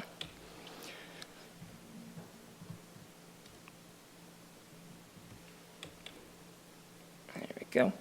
You've seen a report very similar to this back in April 26th. This is updated as of the expenditure numbers for yesterday. And again, those numbers for FY21 are not final. That red box is just showing those city-performed tourism promotion activities as well as those DMO costs. I also wanted to mention that $200,000, the $200,000 that was allocated to LB 6314, which is the Downtown Restrooms and Welcome Center, was receiving $200,000 from the tourism division based on that unspent tourism, those unspent tourism funds, so from the 270. This budget was developed before the contract with the DMO was finalized, and it was really very early on in the stages of drafting that contract. So now that $200,000, which is in the budget, is likely to only be the $95,000, which I showed you on the previous slide. But at the moment, that's where those funds are slated to go, is from the tourism division to this project. Speaking of lodging taxes that are in the capital projects, which brings up one of the questions that was asked, there are two ways that lodging taxes can be allocated to a capital project.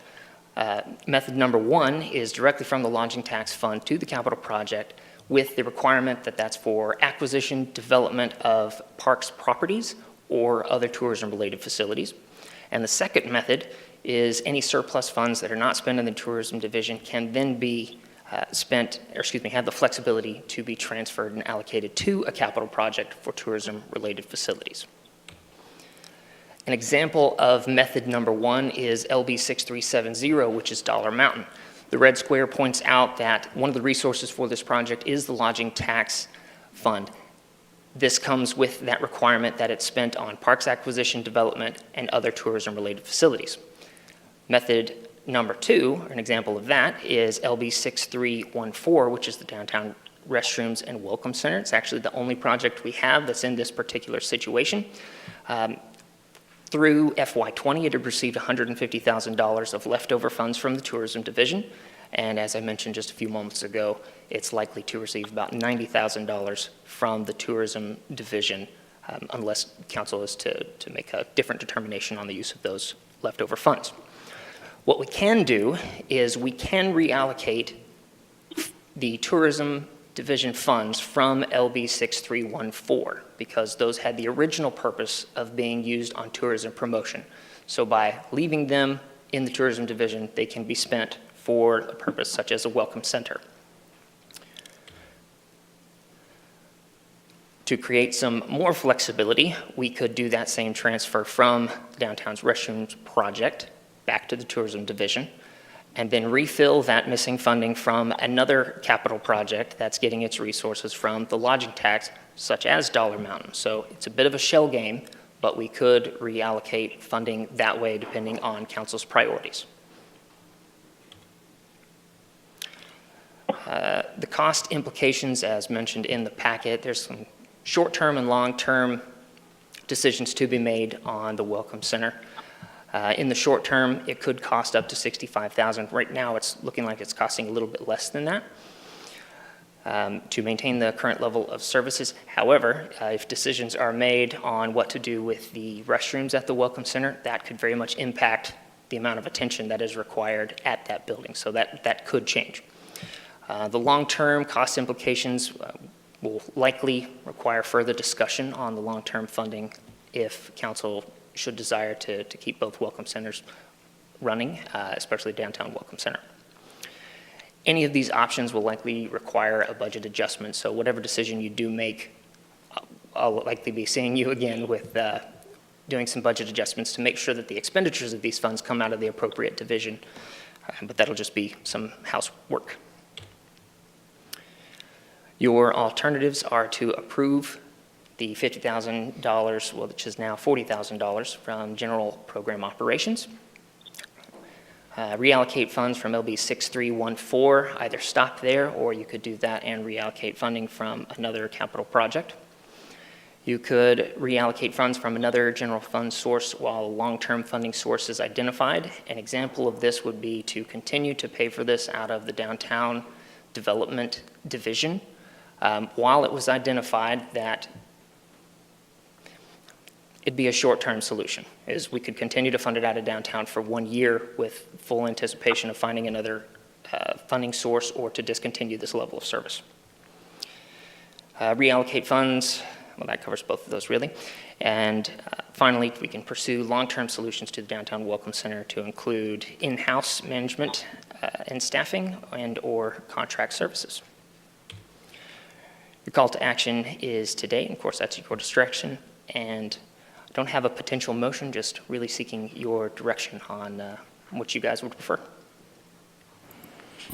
Thank you. Are there any questions for Adam? Valerie? Yeah, I'm kind of confused, but it's not the first time, especially with this tourism lodging tax.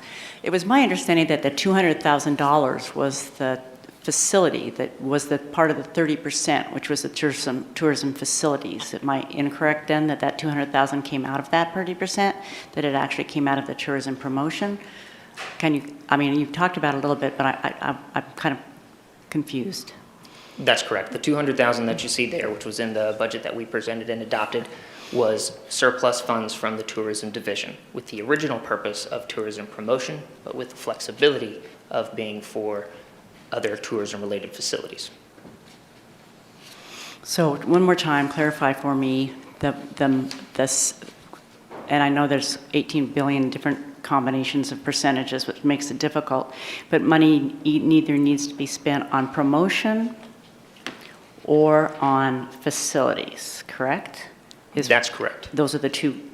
So the promotion part of it, isn't that the part that has to be bringing people in as a destination greater than 50 miles away? Is that correct? That's correct. So we also pay for the visitor center up on the north side of town, and the same argument that justifies the expenditure of tourism promotion dollars there is the same one that you would use in the instance of reallocating these available dollars back to the tourism division for the Downtown Welcome Center. And the amount that goes to Dollar Mountain that came from is also a part of that. That portion is capital That is the expenditure capital only. expenditure expenditure that comes from the 30%. Is it the 30% or is that the part that, it is part of the 30%, isn't it? Is it part of the 30% that goes towards capital outlays for facilities? Because that is what the park's money is as well, correct? Off the top of my head, I'm not able to 100% verify the 30%, but that category that you're discussing, yes, must be used on capital. Okay. And that is spelled out in municipal code for the parks, or is that in the state code? That is in our ordinance, which, so that particular allocation of funding was originally for parks acquisition and development, and then we tacked on other tourism-related facilities. So its original intent was for capital improvements for parks acquisition and development. Okay. Whereas the tourism allocation has tourism promotion and tourism-related facilities as an allowable use. So our ordinance is what restricts us from reallocating funds directly from Dollar Mountain back to the tourism division. Which is, like I said, that's a city code. That's not a state code. That's correct. The municipal our ordinance. Okay, thank you. Other questions for Adam? Brian? Yeah, thank you, Adam. Is it correct that we currently staff the Welcome Center through a temp agency? That is correct. Do we have any indication of how much of the monies we're spending on that position are going to the temp agency as opposed to the position that's actually staffing the Welcome Center? Oh, I don't have that percentage right here. So you're talking about like the admin fee that the personnel source would charge us? Yeah, I don't have that exact amount. Yeah, what's shown there is the 41,000 or so is the total amount. Mm-hmm. So yeah, a small portion does go to the administration of that personnel services. If council was to want to continue to have this done in-house, we would likely look at that that position be brought into as a city position, similar to the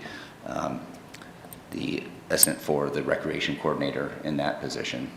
We would try to make it an actual city position. But at this time, it's a contract service, but it was ultimately dedicated by council as, yes, we're going to operate the downtown welcome center. We'd be looking at doing it differently. But if we brought it in-house, we would be paying benefits because we're going to need that welcome center staffed more than 20 hours a week, correct? It depends on how we set up the program and how many personnel we have in staffing that. So there's a couple of level of service questions that would need to be answered first before I can give you a definitive answer on that. Okay, I just have one more question. On slide 7, you were talking about the tourism promotion money that had not been spent, the $270,000 of surplus, and $131,000 went to the DMO, and I'm unclear why the DMO is getting that money when I thought they were just getting the money from the new money that was coming in. I didn't know we were paying them from money that we had from the past. Part of that contract was to pay them the first quarter within FY21. So that was $119,257. Okay, thank you. I have a question, Adam. It's not on your slideshow, but it was in the packet with regard to the percentages. We show a certain percentage of the tourism dollars going towards downtown development.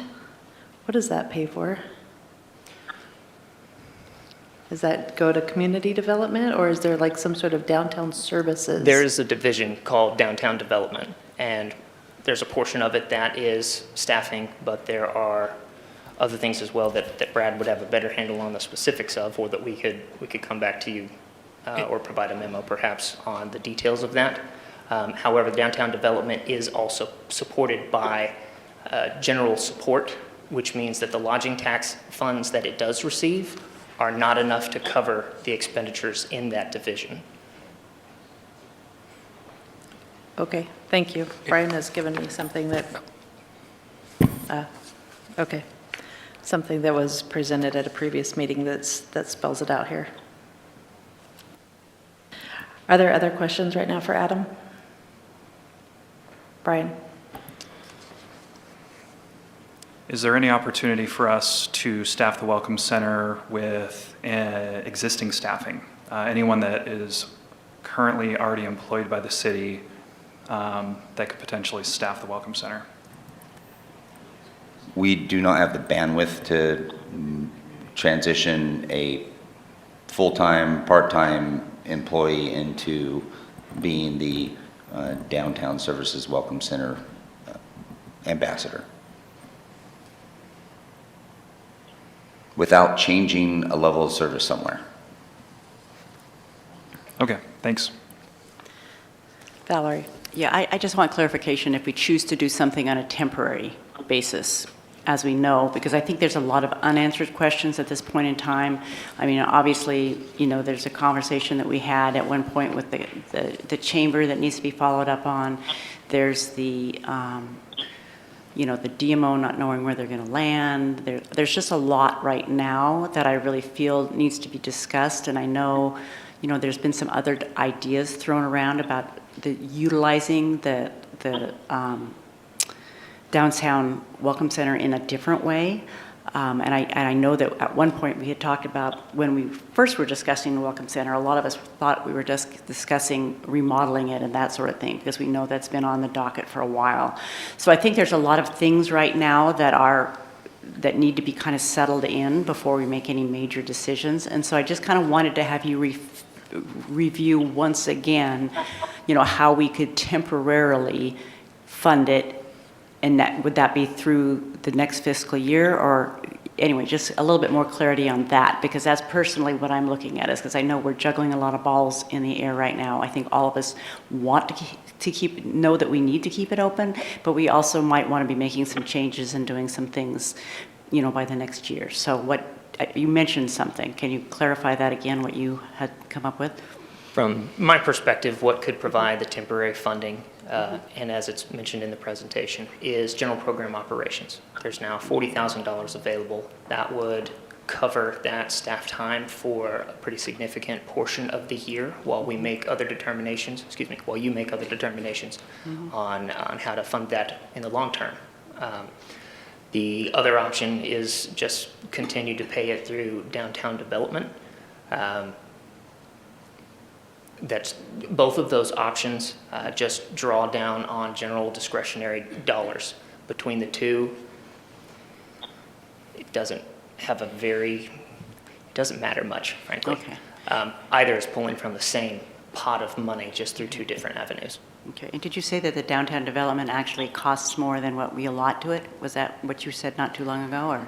The tourism dollars that it does receive through our ordinance allocation are not enough to cover the downtown development budget. So it also receives general support, which is why it's essentially using the same bucket of money that general program operations is. Okay, thank you. Okay, well, I guess I'm still confused about what else is being paid for through the downtown development budget, because on this paperwork that Brian just passed me, it shows that we are paying for the downtown visitor center out of that downtown development budget. But this is not a renewable source?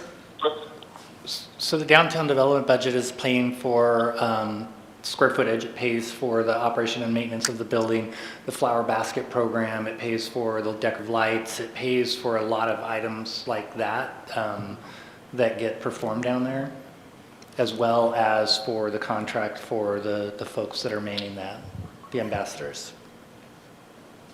Trash pickup, I think, is another. Trash is pickup, yeah, there's several contracts that are also administered out of there. So exactly how much do we need to cover that's not already budgeted for in that segment? I mean, we kind of have a whole bunch of different paperwork from different meetings. This is extremely confusing to be trying to make a decision when we don't have everything lined out. So I'm not sure, do you feel comfortable making any sort of decision tonight, or do we just need to redo another day? All right, Brian. I mean, I think it needs to be funded in the short term, so I would be comfortable maybe doing like a 3-month or a 6-month short-term funding, maybe pulling half from general fund and half from the extra tourism, the 2%.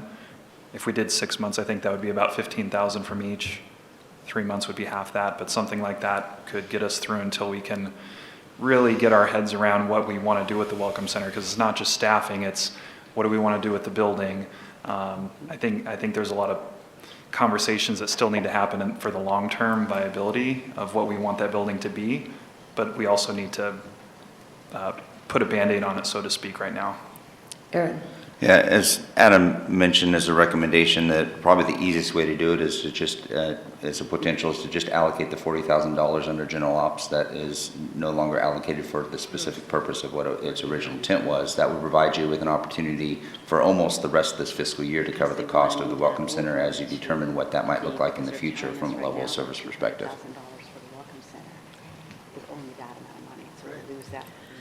Brian. I'm assuming that that's the case. I probably wouldn't want to push it out quite that far. I think we should maybe go 6 months short term. I feel like a year is a lot, and I feel like we can probably get it figured out in a shorter amount of time. I feel like it probably makes effectively no difference whether we decide this tonight or 3 weeks from now. So I think I'd entertain a motion to table this discussion and move on. Well, DJ. I move to table this discussion.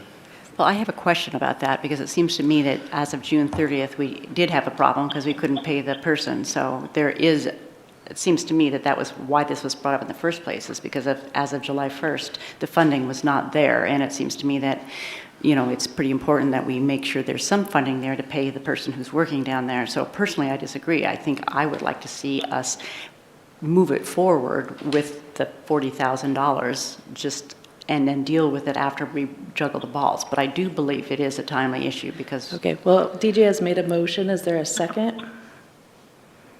Vanessa with the second. We can vote on that, and if it fails, we'll come back to you, Valerie. DJ.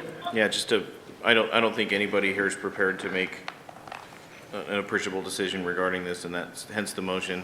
I think there needs to be more time and consideration about funding sources and what we're going to do with the Welcome Center. But yeah, with resolve to continue this discussion, and I vote yes. Is there any other discussion on this motion? Rick, then Brian. So I just want clarification, if we table it tonight, the Welcome Center will continue to be functioning during that time, is that correct? Yes. Yes. Okay, thank you. Brian? All right. Time to vote on tabling the discussion for tonight. DJ, how do you vote? Yes again. Kurt? Yes. Rick? Yes. Rob? No. Valerie? No. Vanessa? Yes. Brian? Yes. Joel? I'm perplexed. So I'll just go with my But he's gut. so I'll say excited no. about I'd like to fund But it, he's so get on with excited. it. All right, I believe that was 5-3. All right, we'll talk about that again soon when we have all the numbers in front of us. All right, next up, we have a discussion to consider options for establishing a cooling center.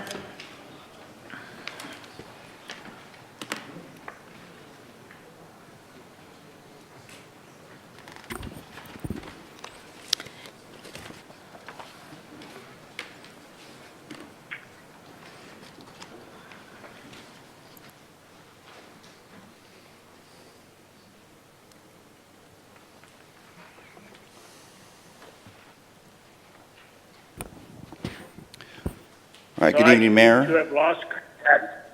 Oh, Good evening, Mayor, Council, members of the public. Here today to intro the topic of cooling centers for the Grants Pass area. This supports council goals of enhancing community safety. Objective 4, enhance emergency preparedness. Just in general, what are we talking about when we're talking about a cooling center? What is that? Cooling centers are really designed to provide vulnerable populations a cool and safe place to go and seek refuge during times of extreme heat and heat emergency situations. Many cooling centers are spaces that are available to the public or already public spaces such as community centers or senior centers and even churches and some other nonprofits. These centers are usually open daily. Times vary depending on what the centers are. Sometimes it's 11 to 4, sometimes it's 10 to 8, but they're usually open during the hottest period of the day and provides an opportunity for individuals to come and cool off during a stated state of emergency. These centers are usually open only during the state of emergency, so normally open for 1, 3, 5 days, however many times a year that heat emergency is declared. So a lot of cooling centers have a number of different services associated with them. They, of course, contain an air-conditioned space. Many of them are children-friendly. Some of them allow pets. Sometimes these cooling centers have been established to have free transportation, so you can get people there that may not have the ability to transport themselves there. Water and snacks are usually provided.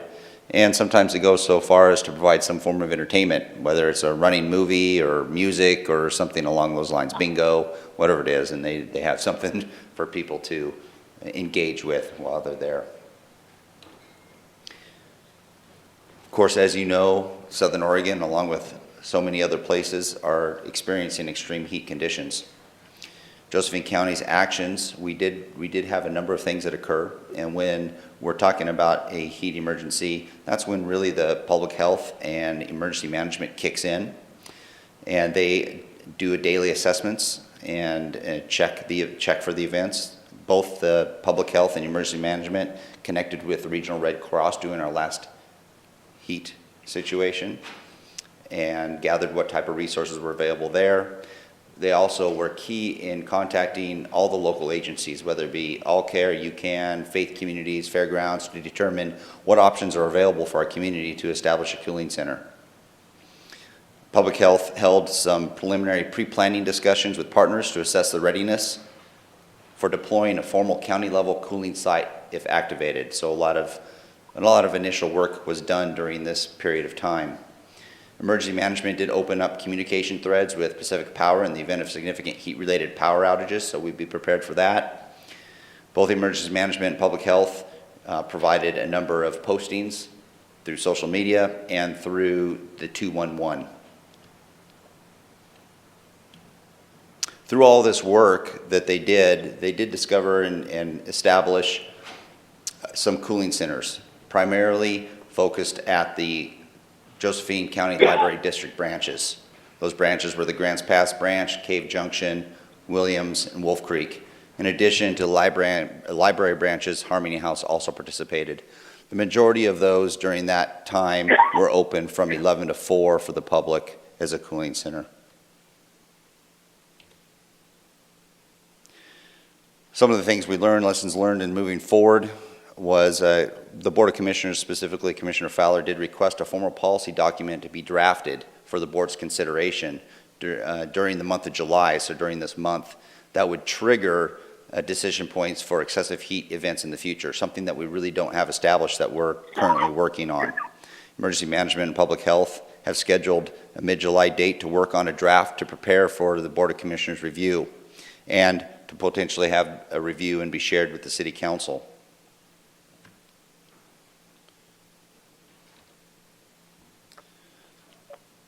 So today's call to action was really initiating what was a cooling center and provide an opportunity for council to have an understanding of what's happened so far, what coordination have we had with local community, nonprofits, and other government entities, and what was established during the last heat event, and what we might be looking at moving forward.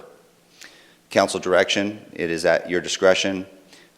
Continue to utilize and continue to partner with Josephine County Public Health and Emergency Management in establishing cooling centers during excessive heat warnings, along with the concept that we talked about with Commissioner Fowler, being actively involved with the policy and providing feedback to them on when something like this is activated during the extreme weather shelter centers and when they'd be open.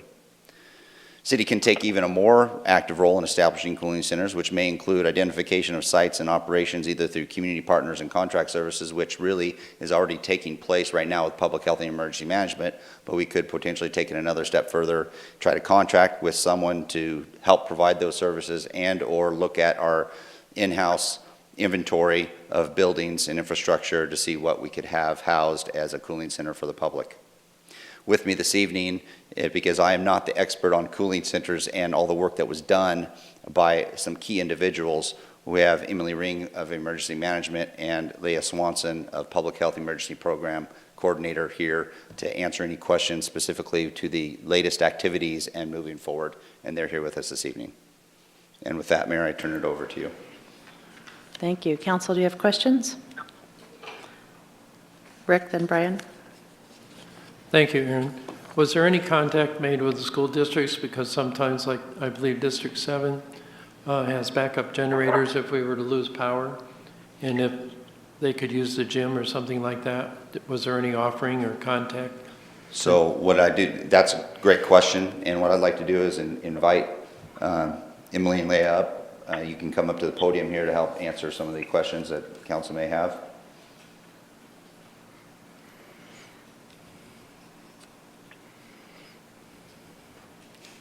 Thank you. Hello, thank you. I did not. Please step forward. Yeah, you gotta talk into the mic. Thank you. I did not personally. I gotta hold the button. I'm so sorry. Hello. I did not personally contact schools. No, there was a pretty wide outreach, but schools wasn't included. You know, they've had their hands pretty busy with COVID, and a lot of them are off for the summer, so just wasn't a resource that we necessarily utilized at that time. Brian, then Valerie, then Vanessa. Thanks, Aaron. Thank you, Emily and Leah. Hi. Regarding the libraries, Aaron mentioned that he mentioned an 11 to 4 p.m. window. Was that something that was in effect, or was that something that the libraries indicated in the future they would be willing to do? I wasn't clear on exactly what that time window was explaining. Sure, and I don't think we did formal introductions. You may already know who we are, but this is Leah Swanson with Public Health, and I'm Emily Ring with Josephine County Emergency Management. To clarify for the library district, I spoke with their director. They are, like the schools, a community-oriented resource that gets utilized for many purposes, and they were willing to make themselves available as an informal cooling site at the local community level. COVID restrictions had just been lifted, so they did not have the same restrictions in terms of a larger number of public access or their establishment of regular longer hours. So those hours that they offered are within their regular operational hours and was not necessarily a consideration due to the heat event. Those were pre-established hours that they had, but they did happen to overlay probably the heat days and times. Okay, thank you. And then also, if you wouldn't mind elaborating on what your recommendations will be to the commissioners, because I think that's going to kind of inform what the city might want to do. So I don't know how much emergency management is taking charge of that formal policy document that Commissioner Fowler has requested and how much public health is involved. But, you know, knowing what the county is doing is going to kind of help inform what we need to do. So anything that you could share would be great.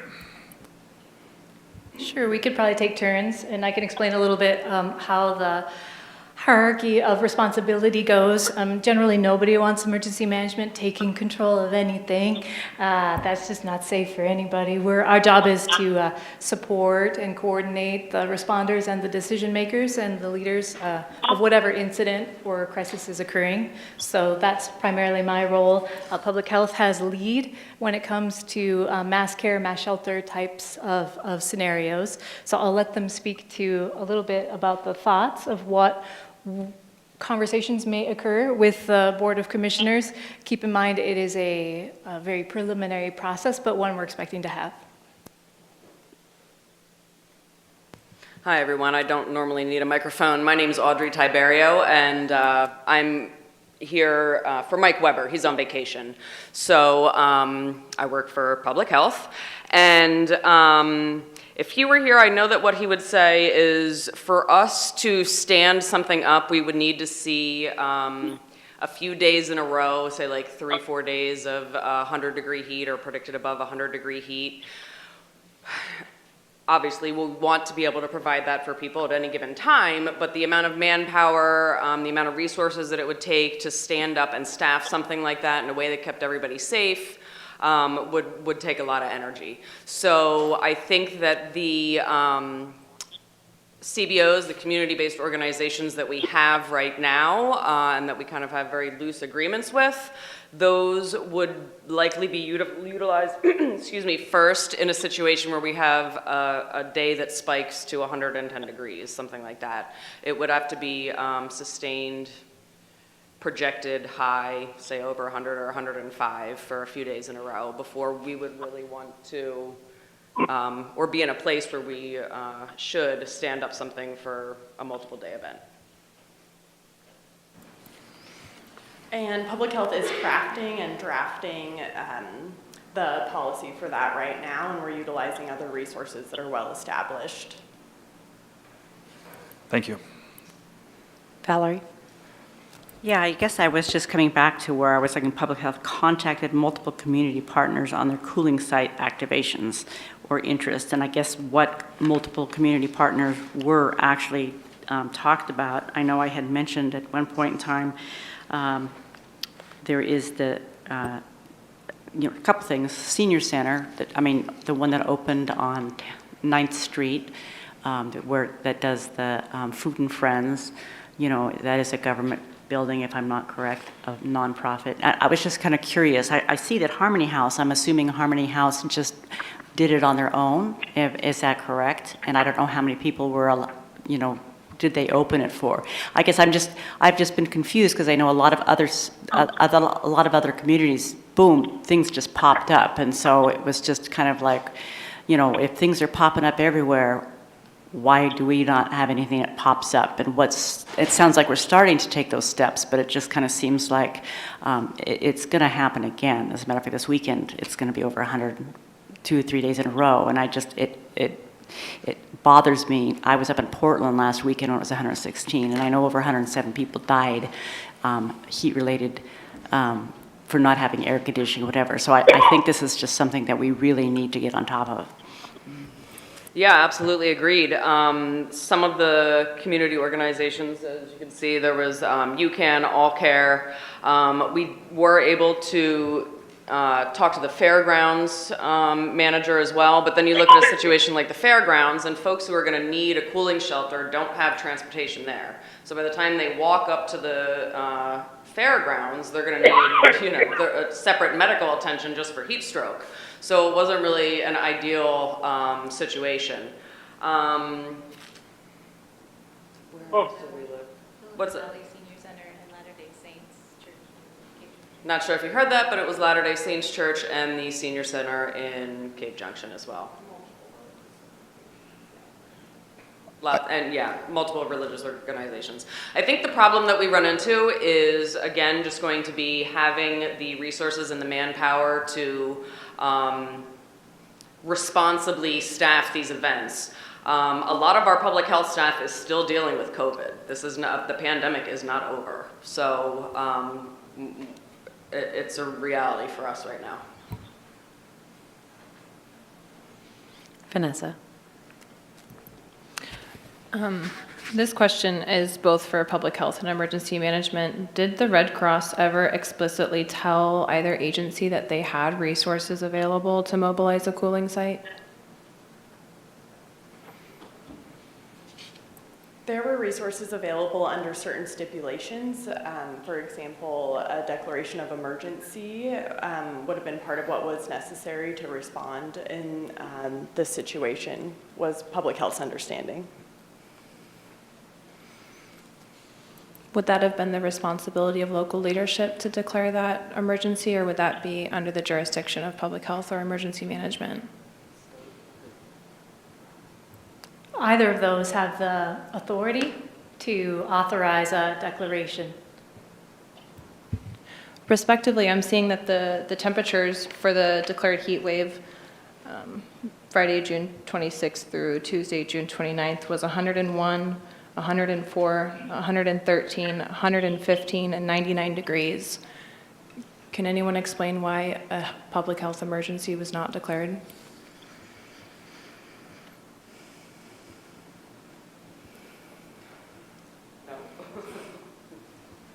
Thank you. I think that's some of the answer of that, Counselor, could be and should be determined with that policy that the Board of Commissioners is talking about right now. There needs to be and there should be clear guidelines within Josephine County on when those emergencies should be declared. So there's not a question on, oh, does it fit or not? So that should be something that I would think would be included in the discussion. Is it something that can only be determined at the county level? No, a city can make a declaration at the local level as well. Okay. So Mayor, I got a question when there's an opening. Go ahead, Joel. Well, first off, I appreciate what you folks are doing. It was my understanding that there were some cooling centers open during that high temperature period in the afternoon when it was high temperature. To what extent were they utilized? Were they overflowing? Did anybody use them? What happened? So I reached out to the Harmony House, who was available on Sunday and Monday. We had reached out previous to those days and after them. They had a dozen people one day and like half a dozen people the next day. They had plenty of resources for providing the needs for those individuals. So during the last high temperature thing, we had plenty of vacancies for people to go and get cool as a community. It wasn't the city that provided it, but just your coordination and the different agencies and organizations that stepped forward. Is that correct? Yes, so we were able to find those locations that were able to support them, and it didn't get reported back that there was a need that wasn't fulfilled. Okay, thank you. I just wanted to circle back on two things. One is, my understanding is that the senior center in Cave Junction weighed whether or not they were going to do it at the city level, and for various reasons that I'm not privy to, decided not to. The Church of Latter-day Saints in Cave Junction did open on a Sunday, Monday, and did not have enough traffic to merit remaining open. So my understanding was that they had posted a sign on the door where a number could be called, and they would cater to individual requests. I don't know the final outcome of that. And I personally have not reached back to the library district to see what their usage was. At no time did my department receive any requests or inquiries or input that a need was not being fulfilled at a local level. In terms of why public health made the decision it did, unfortunately the public health director is not here. These are his staff, but perhaps if you wanted to, you could ask the public health director as well. I personally cannot answer that, and perhaps that can be another conversation at the commissioner level as well. Do you have any information about how many people may have visited one in a different, let's say in Jackson County? No? Okay. Rob?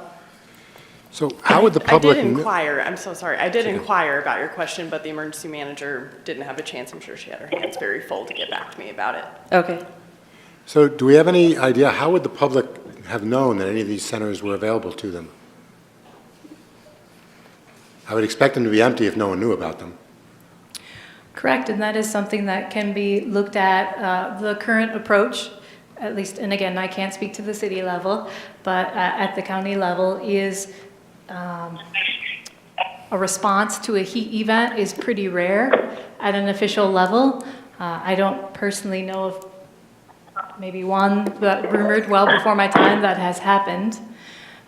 These events are treated in a more spontaneous way so that whoever wants to step forward at a local community resource level can. Certainly that's the ideal, right? You want to react to an incident at the local level first, and then if you can't fill that need, you go up. So that's totally appropriate. That's not an inappropriate response at all, but that means that perhaps each time there's an event like this, the options are in different places. Maybe tomorrow it's, the next heat wave event, it's at the Cinemark Theater. And so one thing that could be discussed maybe at both the city and county level is how to make it more consistent, how to share messaging a little bit better.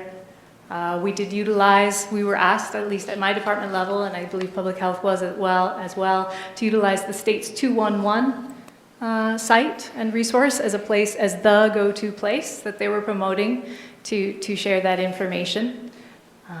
I'm sure plenty of the public, because it is a short-lived event, maybe by the time the third hot day had passed, they were just now catching up. Oh, I just heard about that 211 resource. Certainly there are ways to improve communication, but that's where things are at right now. Vanessa? Yeah, that's kind of a segue to another question I had for Aaron. Was there any publicizing from the city of these community centers? I'd have to talk with Stephen and find out. I don't know if we've done some social outreach on that or not, but I can get back to you on it. Thank you. I do know that they also got, obviously through social media and stuff like that, but also through interagency resource guides that I know I see, and I'm guessing a bunch of other people see too, just through like DHS and things like that. People that are more in contact with some of these vulnerable populations. So hopefully that, there was some word of mouth, but I have no way of measuring that. Does Josephine County have an emergency alert system in place, phone-wise or email notifications, that if you were to need to, we could implement? Okay. Rob? So you just used the term, and I'm sorry I forget your name. My name's Audrey. Thank you. Sure. You just used the term vulnerable populations. So how do you define that? Who's vulnerable to heat? I guess typically we're talking about the unhomed folks, but then again, it could be anybody that doesn't have an air conditioner in their home when you're talking about temperatures that are that high. Yeah, but typically we're talking about the very old, the very young, people with comorbidities, other kind of medical conditions. Those are the basics, sure. Yeah, I guess my concern would be that, I guess when people would think vulnerable population, you would, I think most people would clearly see that the unhoused might be there, but I would also, all the groups that you just mentioned, very young, very old, newborns, et cetera, don't have air conditioning.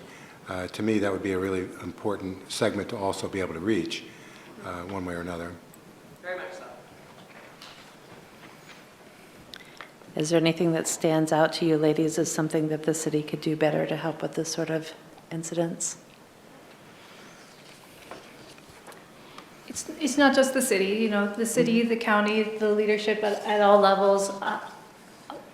I think we could all do a better job at looking at how we can deepen our committed relationships to our community resources. There are a lot of folks on the ground who want to do more, who could do more.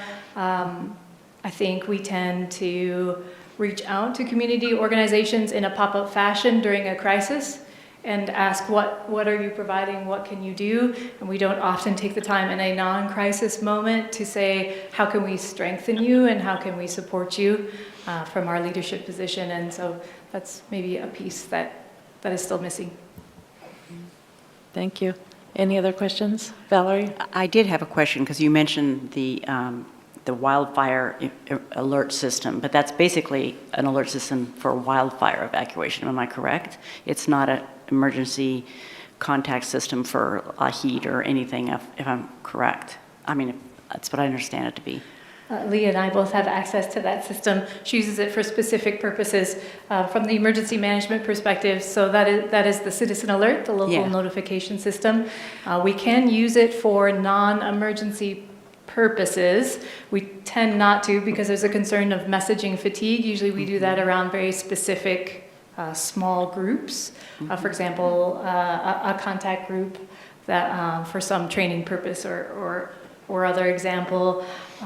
We can discuss utilizing it more for non-emergency, but it is primarily utilized and set aside for life safety threats. So it would have to be considered a life safety threat at some authorization level. So it sounds to me kind of like what we just need to do is we need to follow up with Darren Fowler, who is setting up the July 15th meeting, and just be a part of that in any way we can to help the county to where we do locate some places that would be able to be utilized and set the criteria for what sets that up. And once that's set up, who's willing to come to the plate. Because I actually happen to know people who called me up and said, how can I volunteer? What can I do? And it's just like, so I feel there are people out there that are willing to do it, especially if it's a day center sort of situation where you're open from noon to 8, which is usually the heat of the day situation. So I just would like to have that spelled out as to how that system works. And I do think it is a city county job. I'm glad they're calling you, because we're desperate for volunteers. I think you must seem cooler to volunteer for. We might have to hook up on that. But I didn't want to give a false impression. You said July 15th. In my note, I said mid-July. No date has been established, but that was the timetable that we were given. So I don't want you to write down July 15th. That has not been penciled in yet. Thank you. Are there any other questions before we ask for public comment? Rick? Is there a way you could do a public survey also to find out for the past history for this past month that people that would want to utilize this service in the centers, so that you would acknowledge there is a demand or there is no demand?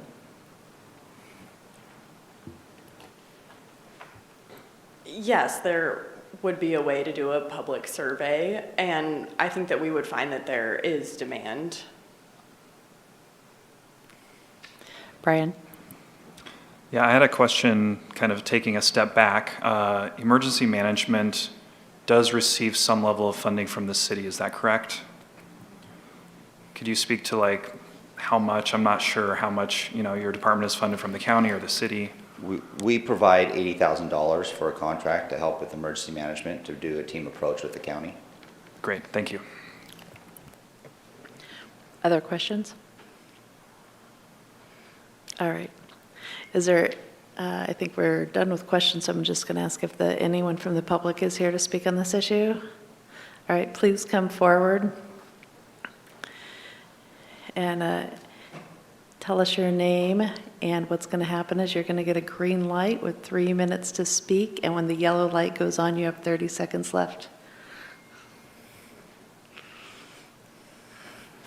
To press this button, is that right? Okay. Hi, my name is Kayla Wade. Am I to wait for the green No, light? you're good. Okay. All right. Yeah, so my name is Kayla Wade. I am a resident of Grants Pass. I was born and raised here, and I'm the logistics director of a local organization called So Equity that does a lot of outreach for the unhoused in Southern Oregon.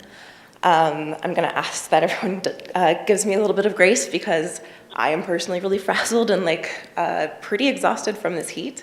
And I'm someone who has a roof over my head and has access to AC.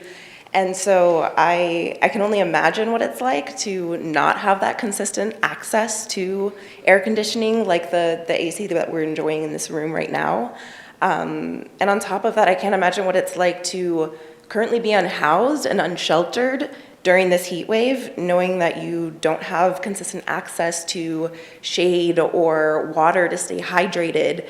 And on top of everything else, also being consistently harassed by a lot of people in our community, many of whom are being employed to allegedly protect and serve our community.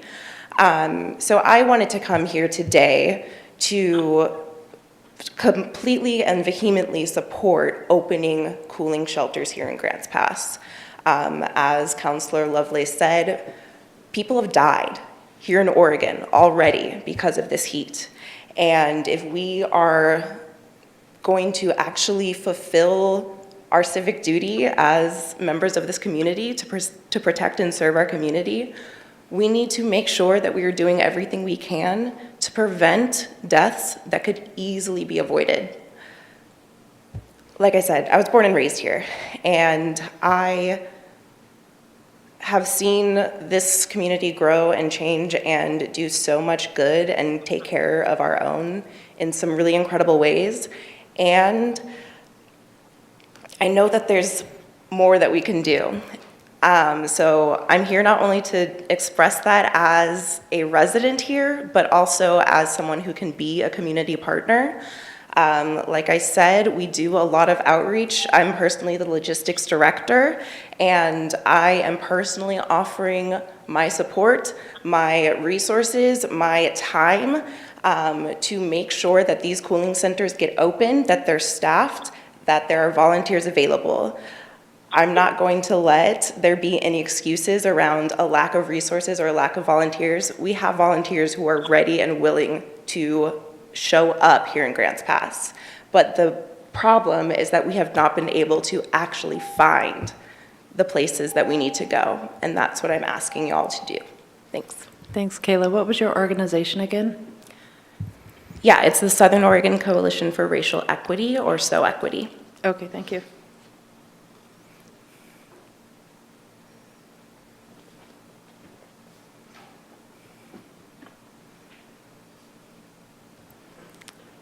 Hi, is this working okay? Yes. Okay.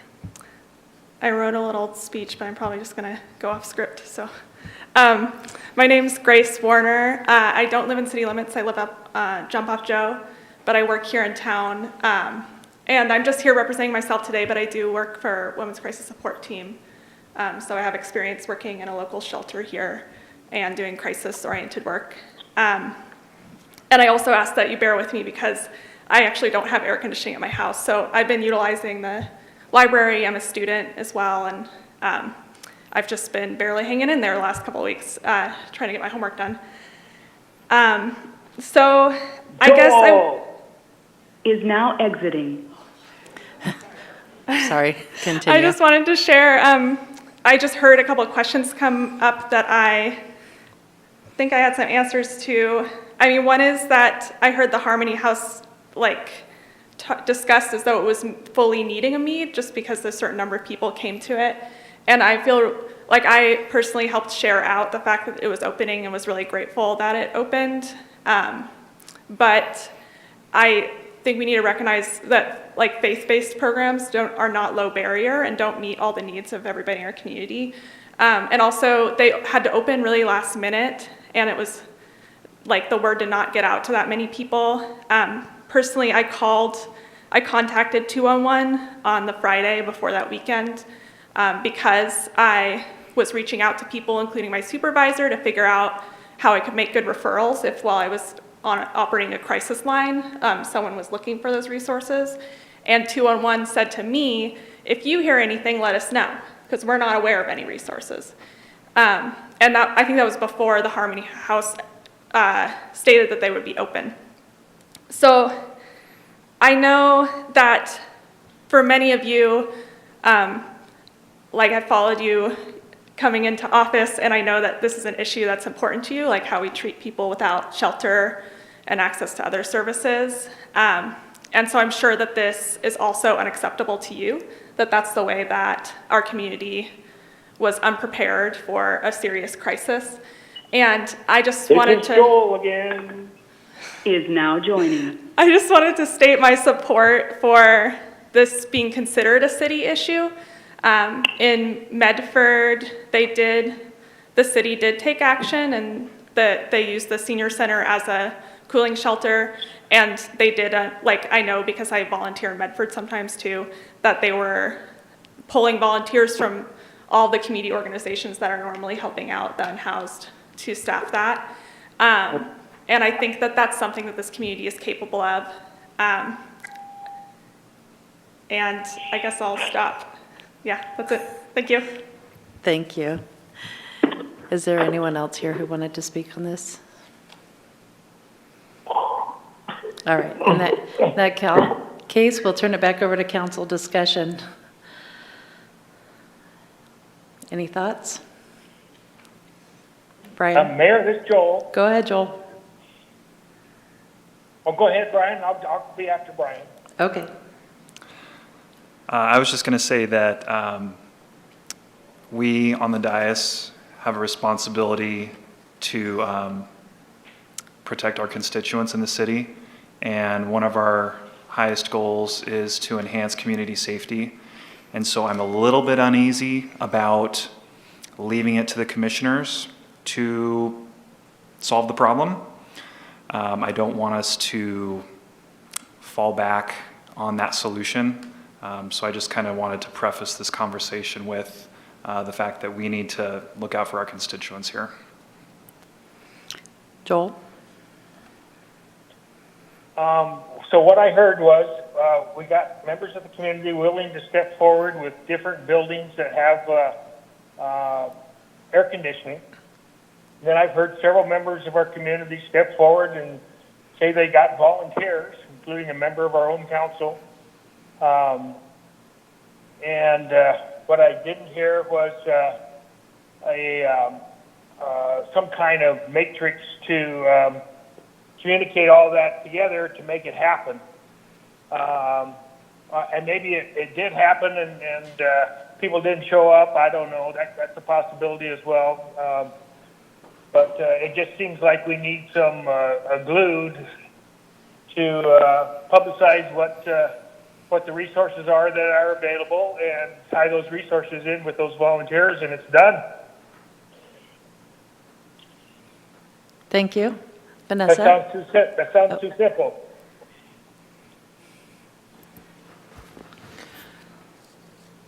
So I think that this falls outside of our community being unprepared for this event. Unfortunately, the council was never notified of a stipulation needed from the Red Cross of an emergency declaration. So I would ask moving forward that when a national nonprofit is in our backyard, that we are notified of these resources immediately. I show an email had went out on June 26th, notifying that Red Cross did have resources to mobilize in our area. However, we were not notified until July 1st. I would like to develop a citywide policy document and work with public health cohesively on that for daytime degrees and duration of a heat event and nighttime degrees, so that we can take that into our own hands and declare an emergency if needed, so that when those resources are available, we can simply take advantage of them. Other council members? Valerie? Well, I feel like we need to, and I guess, you know, I don't know, Aaron, I do know that you are a representative for emergency services, that I would like to have a listing and calling around. I mentioned to you that I've called around and talked to a couple of churches, and I've heard that there are some other churches that also are, you know, would be willing to do it, especially if we talk about the fact that it's a day. I know when we, a couple of years ago, had the discussion about warming shelters, you know, there was a lot of people that came on board, but the problems that you have going overnight and fire and those sorts of things were a real hindrance. But in this situation, I don't think you have to deal with those. I think you just have to set, you know where the locations are, have a listing of them, have the parameters of when it's going to open, and have a listing. So it would be, I think, a really wise idea to call around to a number of churches and say, would you consider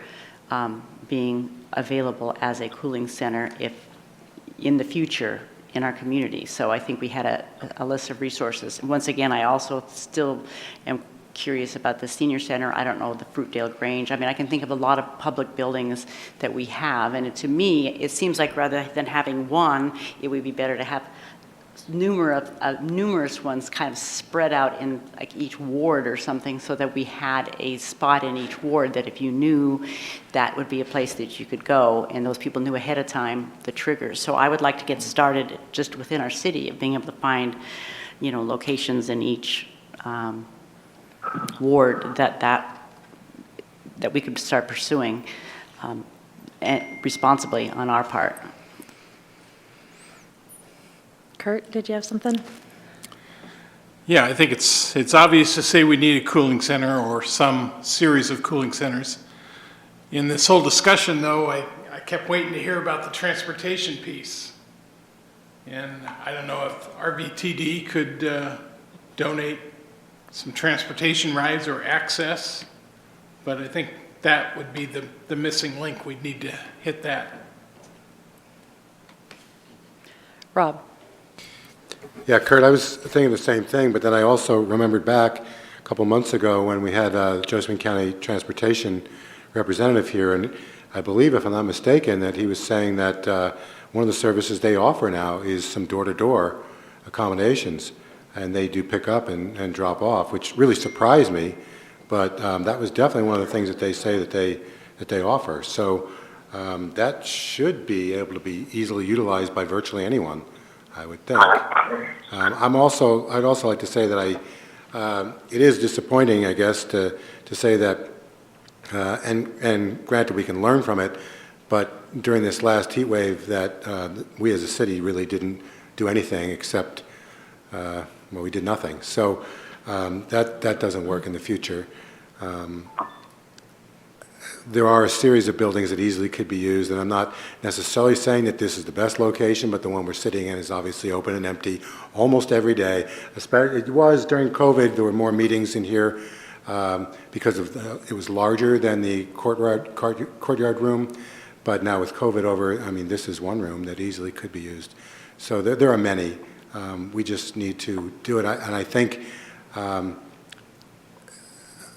I would much prefer to. We may be able to overlap or piggyback on the county, whatever the county's going to do. But I think as a city, we should also be doing over and above that our own program. Thank you, Brian. So I'm pretty sure this is the first time council has ever discussed the concept of cooling centers. So you know, it's something that is new. And it's something that is probably going to be needed more in the future. So So I don't want us to think that this is kind of like a one-off, heat wave. This is something that, the sooner we prepare for it, the better off we're going to be. So I don't want us to kick the can down the road. I like Rob's idea of, if nothing else, if there's another big heat wave this summer, use the council chambers. I mean, it's air conditioned. We have volunteers to staff it. It's essentially going to take, little to no city resources to do such a thing.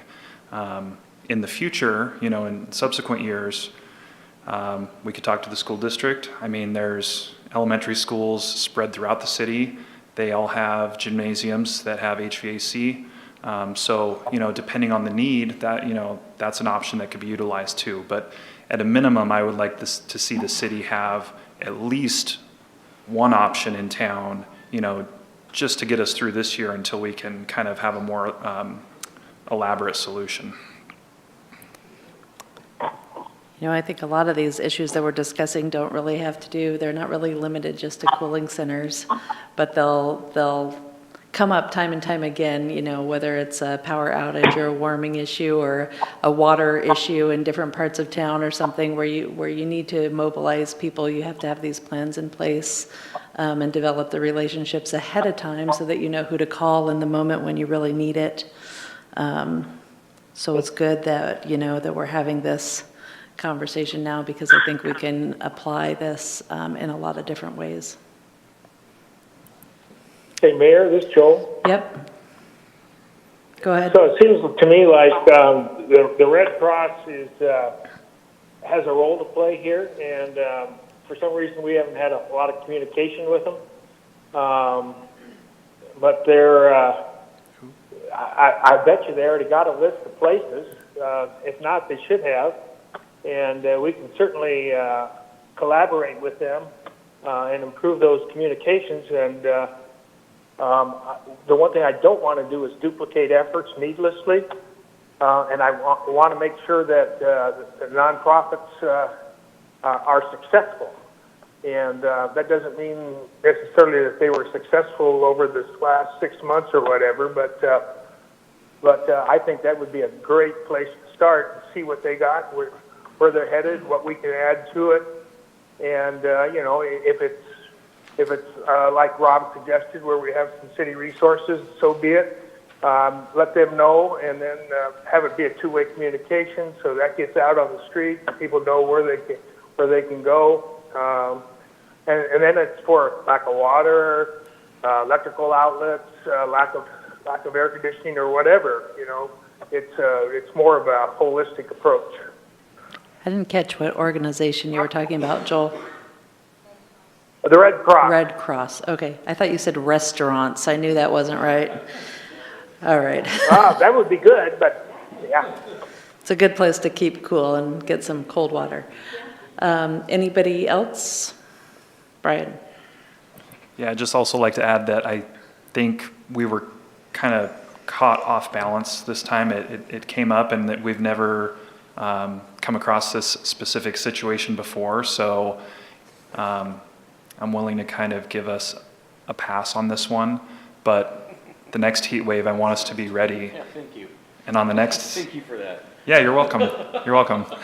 On the next one, though, we need to be ready. We need to be ready to be there for our constituents. So I don't know that we need to necessarily decide tonight what that looks like, but I personally would probably give staff direction to come up with some sort of plan for what that might look like for the next heat wave.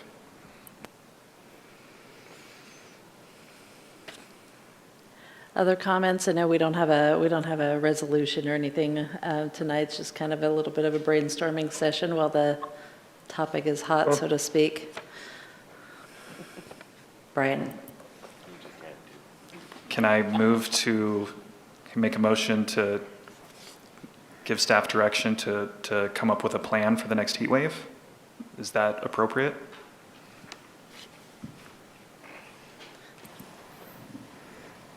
Yeah, we can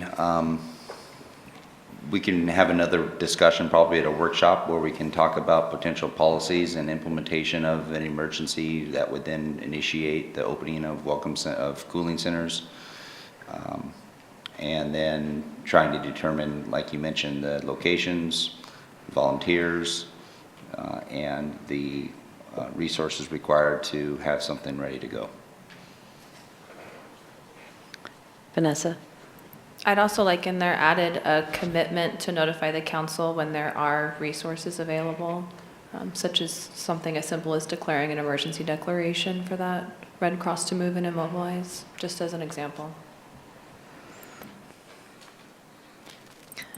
Valerie? I like Aaron's idea of moving to a workshop because it seems like there's a lot of pieces and parts that are out swimming around, and so we kind of need to nail them down. And I know taking tasks on, I think that would be because I'm willing to help. I mean, and I think there's people out here who've stepped forward and said, hey, yeah, you know, we know resources, we know whatever, so if we can kind of get in contact with a few different people ourselves that we think might be able to give us some ideas, then we can bring it forth to the workshop to help with that. You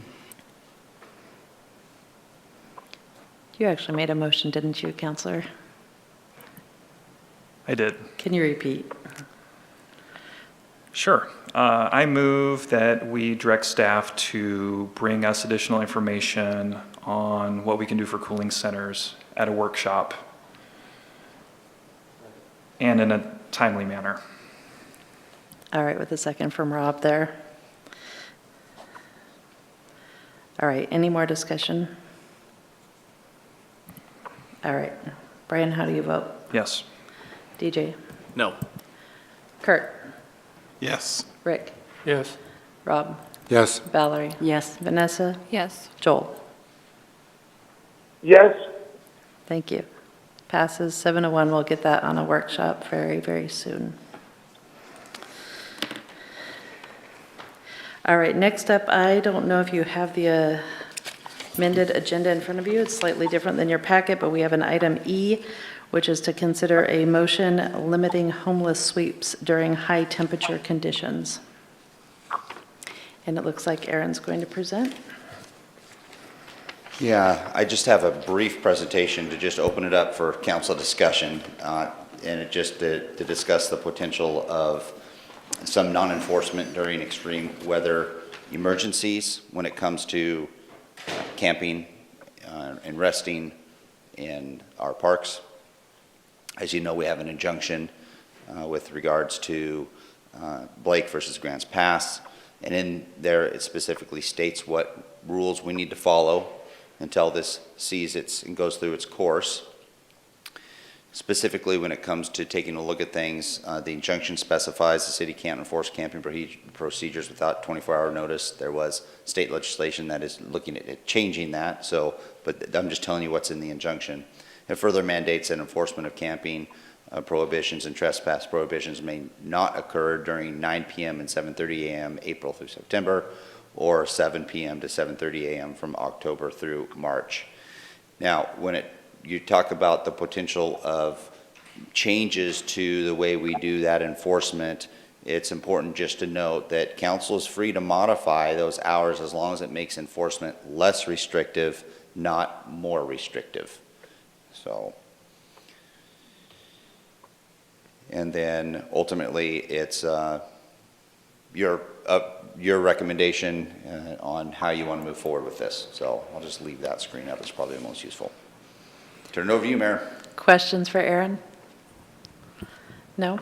Is there anyone from the public who wanted to speak on this topic? Please come forward. State your name, and it looks like the light system is working over here tonight. Sam Engel. I live here in Grants Pass. And I guess I would suggest a couple of things around this. One is the general humanity of when you're in a situation that you would potentially consider a crisis situation like we were just describing. Relocating people creates an additional hardship on those people, especially if they're already under hardship. Two, a lot of times in my interviews with other communities, sweeps and this type of enforcement are done as much as anything for visibility. There creates an additional fire risk when you move people out of relatively visible and exposed areas into less visible, less exposed areas where there may be more underbrush. And that's certainly a concern to think about as well. And then the third would just be, there are some structural pieces that are missing, I think, for enforcement to be done in a humane and effective way. One of those, I know the council's looking at this probably in October, is removing a piece of exclusionary zoning that prevents actually delivering homeless services to adults in the majority of the city of Grants Pass. And then the other one is the lack of cooling shelters, warming shelters, air quality shelters, and in general homeless shelters in the city. And those are my comments. Thank you. Thank you. Is there anybody else? Please come forward.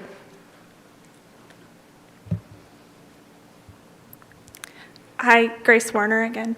I'll keep it brief because I know I already spoke. I just wanted to have it on the record that I support this council action, and just add that I don't really think, we still don't have any low barrier shelter option in the city of Grants Pass, and so it's not currently humane in any way for us to be sweeping people from where they're camping. In general, I think that's an inhumane practice and not something that our city should be supporting. So support this action as an improvement on the current status. Thank you.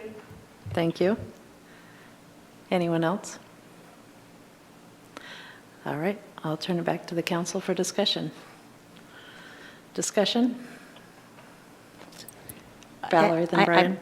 I guess my question is, and I'm going to ask Jim this, because I know that, I haven't followed as to how Riverside Park is at this point in time, whether there is a lot of camping down there, in the park, and, what is the situation? So I guess I need to be brought up to speed with what it is now, and assuming it's back to the time of 9 o'clock and 7:30, correct? That's the April through September? Yeah, that's correct. Okay. So the times were adjusted when we were in the fall and into the winter. It's gone back to what the current injunction order is. As far as the numbers of tents that are down there, they're fairly minimal. We're probably running 6 or less. Vehicles, there's a lot more vehicles that are down there now. That seems to be the trend as of late. We've got vehicles in most of the parks now that people are using as their shelters. And for the most part, the folks that are in the tents have not been problematic to us at all. Our officers go down, make contact, talk with them. We've provided resources and rides to them to different locations to get them into facilities. We just worked with one that came out of the Sobering Center to help him get into some treatment and get him on the right path. So the numbers that we're seeing down there at the park, at Riverside Park, have not been extreme.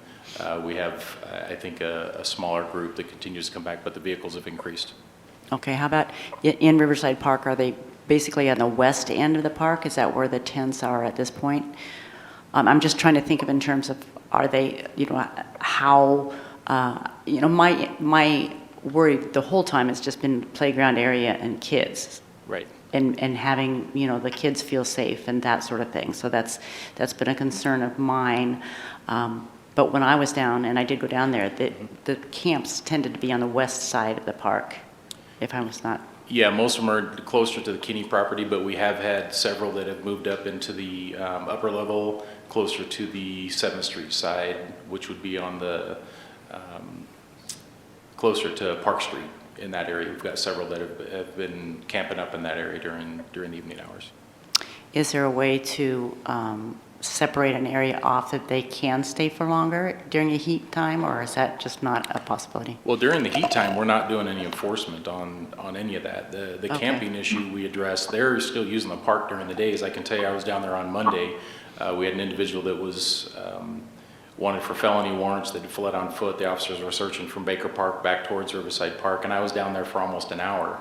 And there were multiple people that were down there that were using the park, blankets laid out, laying under the shade, going down to the river and so forth. And they were folks that I know we make contact with on a regular basis. So it's not like they're being booted out of the park during the days. They're allowed to use the park during the daytime hours. It's the evenings and the ongoing camping that becomes the issue.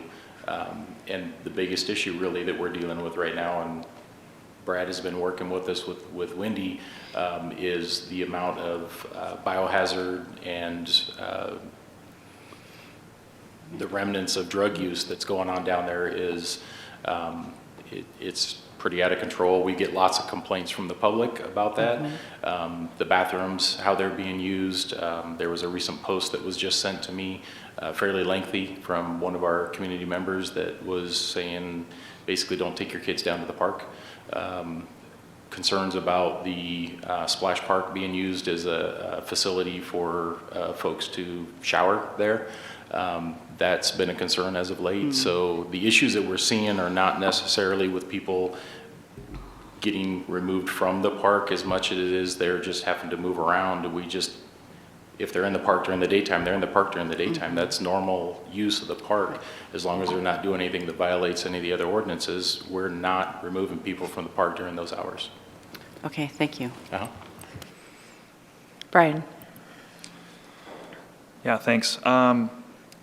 I would just add a little more context to the homeless situation at Riverside specifically. There are a lot more vehicles down there, and there are a lot less tents. Handful of tents, quite a few vehicles, like all kinds, vans, buses, you name it. That said, I still take my daughter down there. We were down there 2 days ago. We go to the playground, we use the splash pad. At no time did I feel that there was an unsafe situation, and if I did, I wouldn't take my 11-year-old daughter down there. So I don't know that that is so much of a concern, but I do appreciate what Jim said about how they're not doing sweeps during the day. So I don't understand how much of a concern it is. I know it's on the agenda to limit homeless sweeps during high temperature conditions, but I just heard that we're not doing sweeps during high temperature conditions, so I'm not totally sure what level of action needs to be taken. Vanessa?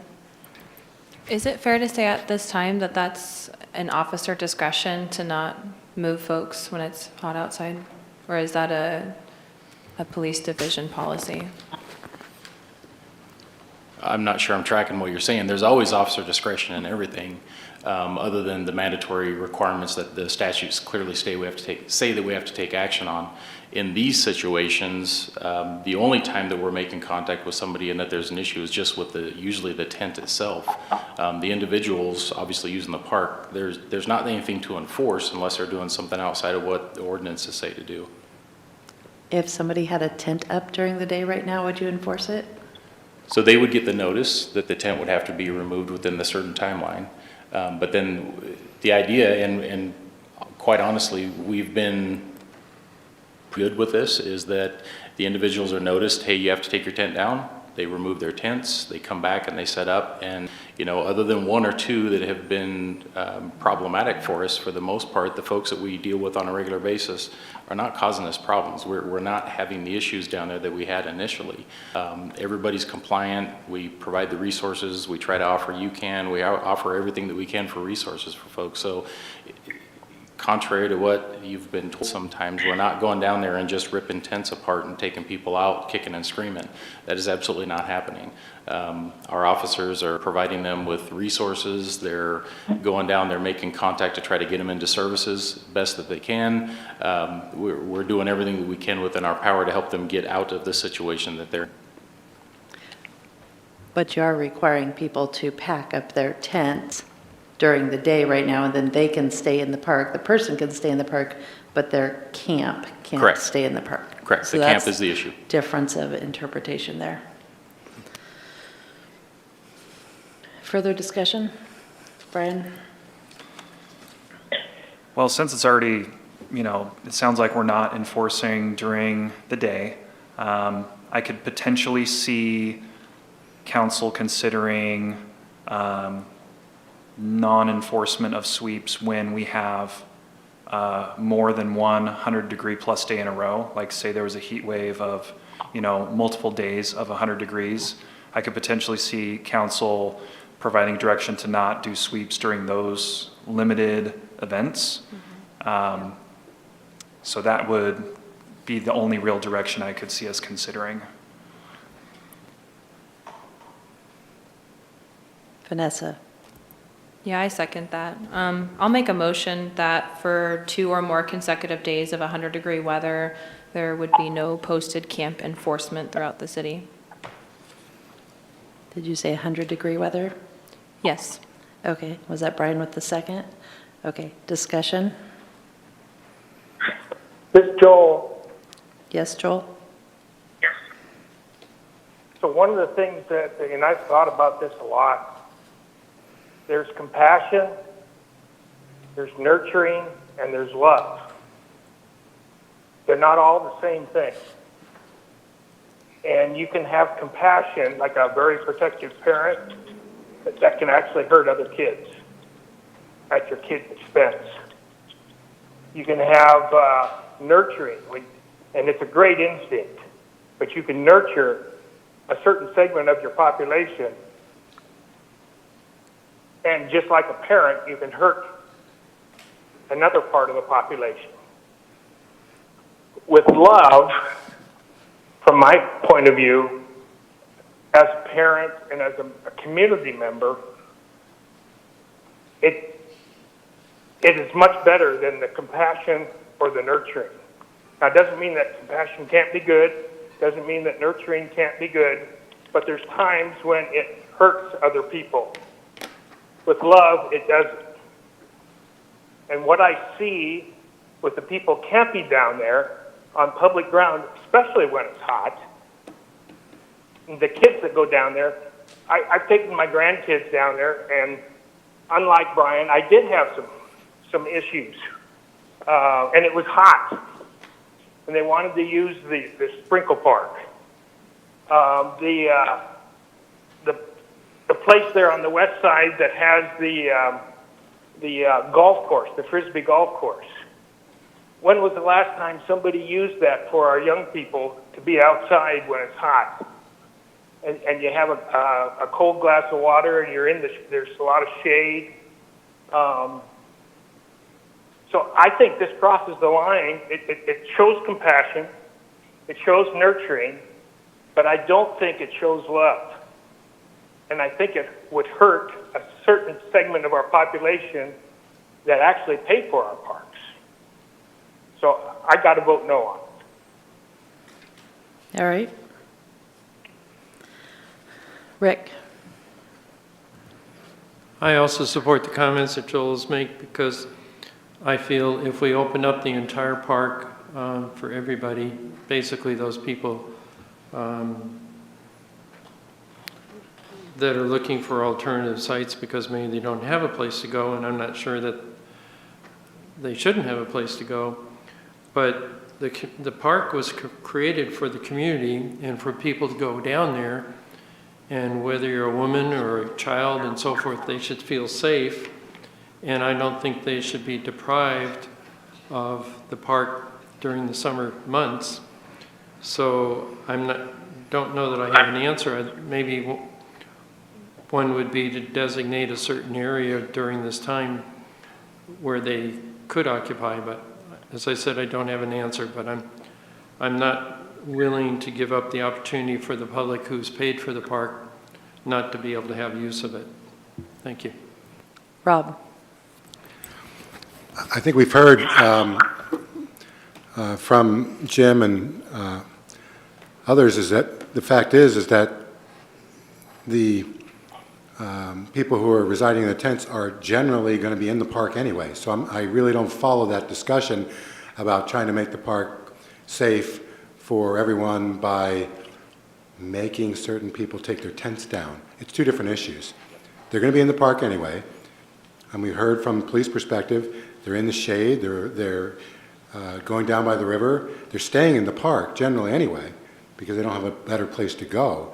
So there's actually a chance that if we let them keep their tents up, that they might not wander around the rest of the park if their tent happens to be in a place that is shady. So to me, I think for me, the only thing would be defining the 100-degree days. I would just have to say, if we had a 100-degree forecast, for 2 days in a row, I'd be okay with them leaving their tents up. And I don't think that that's going to create any less safe a situation for the tax-paying users that Joel refers to.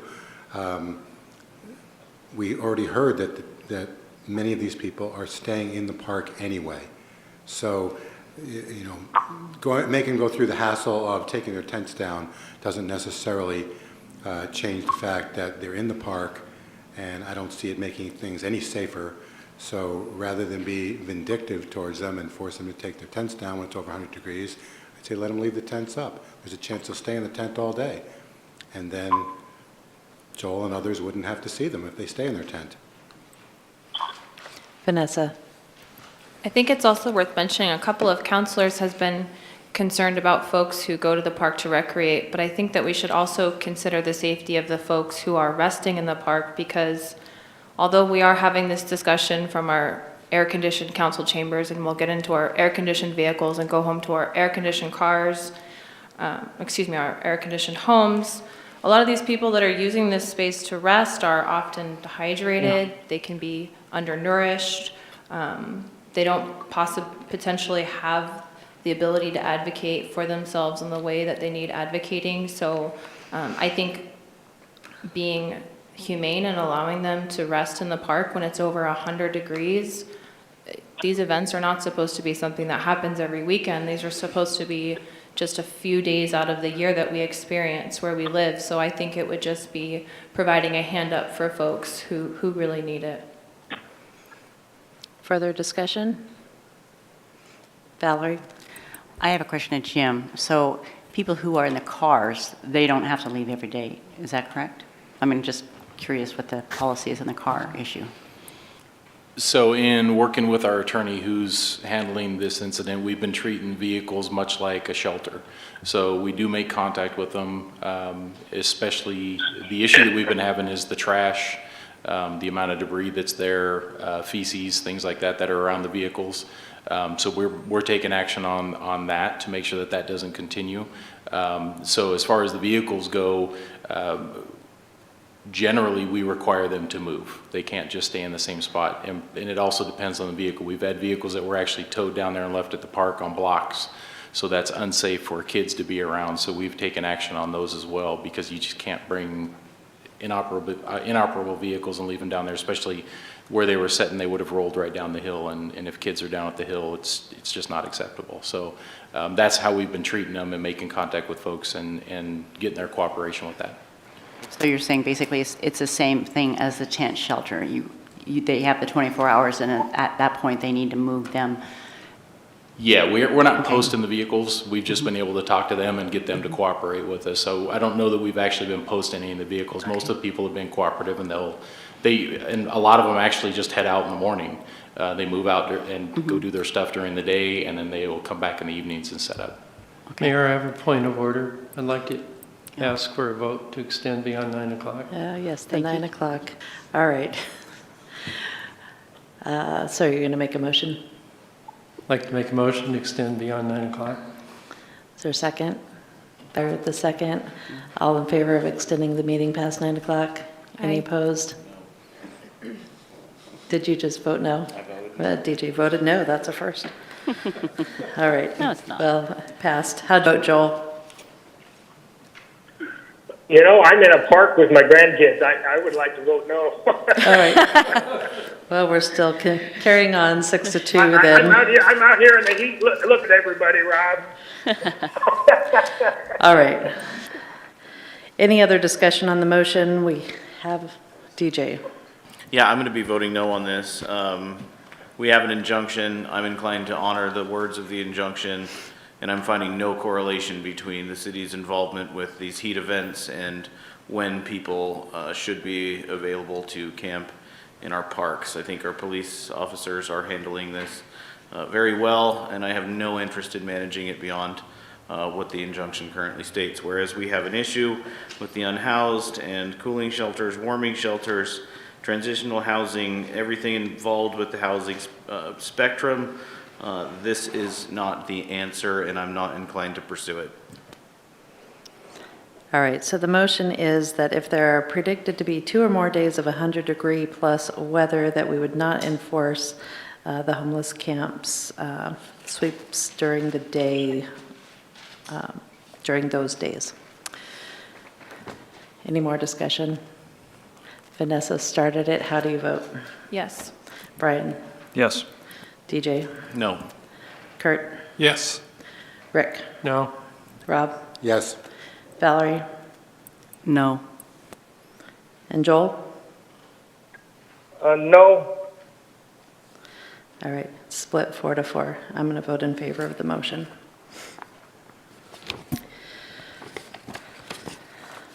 All right. Moving on, next up, public comment. This is an opportunity for the public to address the City Council on items not related to a public hearing or council action item for the council. The intent is to provide information that is pertinent to the city's jurisdiction. Each speaker will be given 3 minutes to address the council as one body, not to individuals. At the conclusion of public comment, council will have an opportunity to respond. This meeting will proceed in an effective and courteous manner. Citizens and council members will be allowed to state their positions in an atmosphere free from slander, threats, or other personal attacks. Signs or placards, outbursts of applause, campaigning for public office, or other disruptive behavior will not be tolerated. If you have a question regarding any government service or a current city policy, please contact the city manager's office in an attempt to resolve the matter. And first up, the very patient Rika Brown.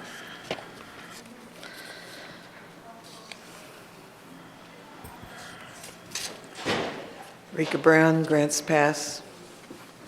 Though we had no official fireworks show this year, the unofficial show of both legal and illegal fireworks in my neighborhood was surprisingly restrained. It seems last year's Alameda fires awoke many residents to the fire danger that had been building over decades of rationing water by rates and poor enforcement of our weed codes. This year, the city has certainly been keener to enforce our code regarding seeding weeds and to obey them as well. I was delighted to see the railroad weeds cut and to see seeding and dry weeds being cut almost every time they are called in. But we should not have to complain to enforce our weed and trash codes. That was a job for police and fire until 2006. As I walk neighborhoods putting flyers to contact our city council and manager on doors, I have not been talking to many people, but I'm also giving gardening leaflets and these flyers to store clerks and others as prizes. Nearly all agree that it would be good to reform our rates so everyone can afford to water their yards, protecting our city from fire. Protecting our city from fire really strikes a nerve this year. We all know that water stops fire. Green grass does not burn, and neither do most green plants if they are watered. After plants flower, go to seed, and dry out, they burn hot and fast. That is why we have a weed code that mandates cutting or killing weeds before they flower and go to seed. Fire danger is a major reason we built our water plant. Before that, Grants Pass burned, as many cities did, without pressurized water to put out fires and to water yards so fires don't spread. From the time we built a water plant until we started rationing water by rates in the 90s, the rates were kept as low and stable as possible, so residents could garden their city. And so pressurized water to fight fires would be as close as the nearest spigot or hydrant. The city paid all the plant overhead with our monthly base charges and covered only unit costs with unit prices. We paid for the water system with our monthly charge, and the water was nearly free. So everyone with a yard was free to garden and protect their neighborhood with water. We must return to that rate system. Thank you. And we had a couple other speakers, but they spoke earlier. Email comments, Julie?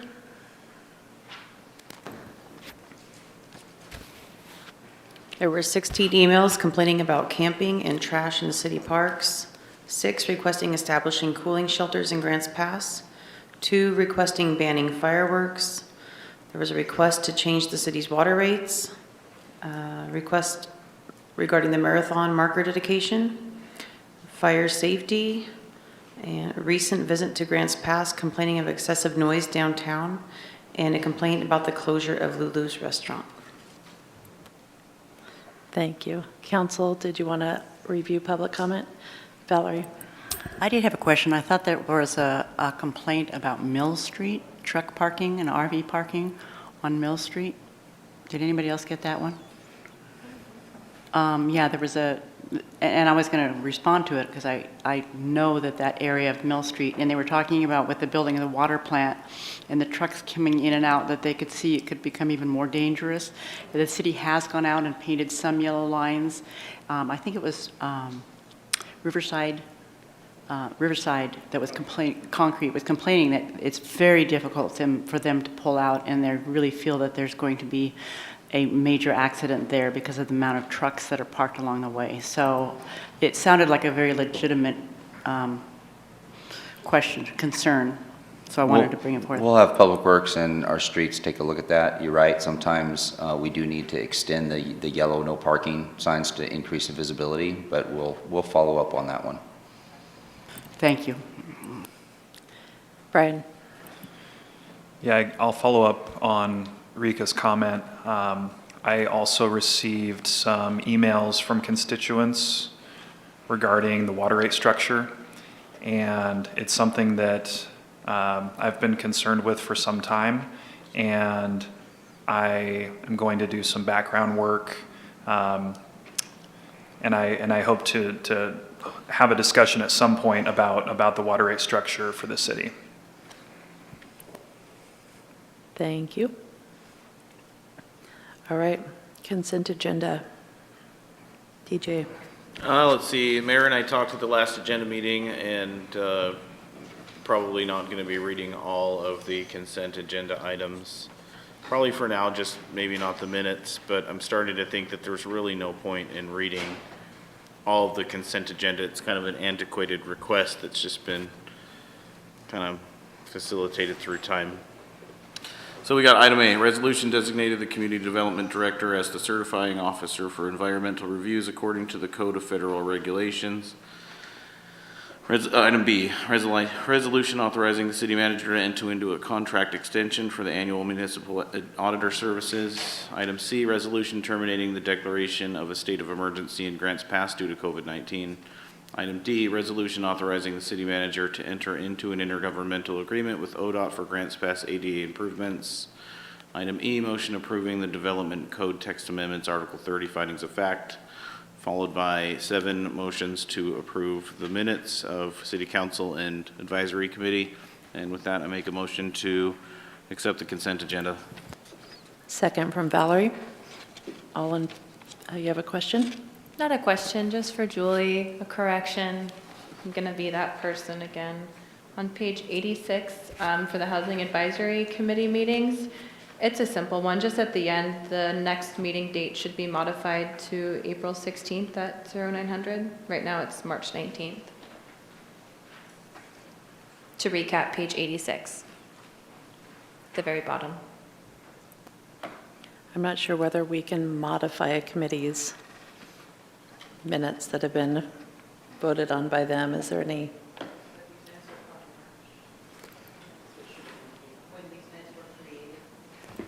When these minutes were created, the next meeting was the correct meeting date. I'm showing the meeting date was March 19th, and it says the next scheduled never meeting mind. Friday, I March understand. 19th. I will let them know. Thank you. Yeah, Brian. I have another correction on that same set of minutes. Councilor Fazer was not in attendance at that meeting. Councilor Riker and myself were at that meeting.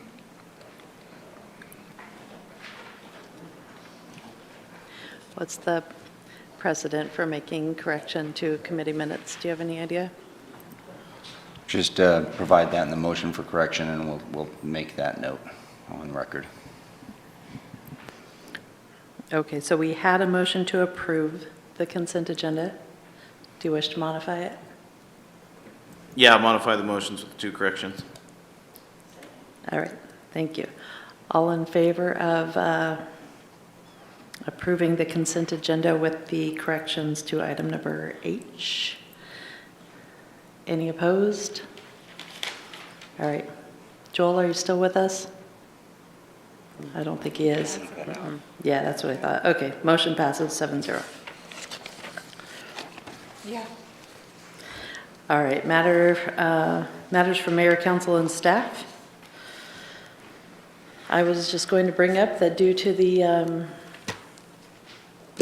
COVID restrictions being lifted, we were welcoming staff back up to the dais and lost a little bit of elbow room here, but I think we'll be okay. Anyway, we were going to announce that to you before we imposed the change tonight, but surprise, it got imposed anyway. Rob.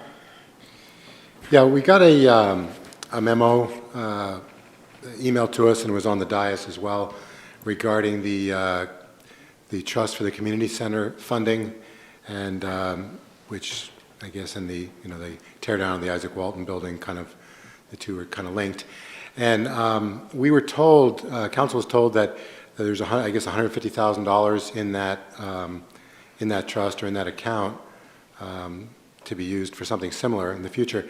And I just have to say that I'm a little, I'm not sure about the dollar amount there, because 3 people who were involved, community members who were very involved with that project, all very clearly remember that amount as being $350,000. And that would be, I believe it was Bob Cartmel and also Colleen Martin, Arden McConnell. They all very clearly remember it being $350,000. So I know that we got, I guess, a kind of a chronology, or at least a partial chronology from staff, but I question whether or not that's accurate.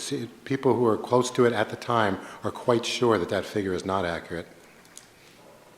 So I'm not really sure what to do about that. I don't know how we can review that. I wouldn't,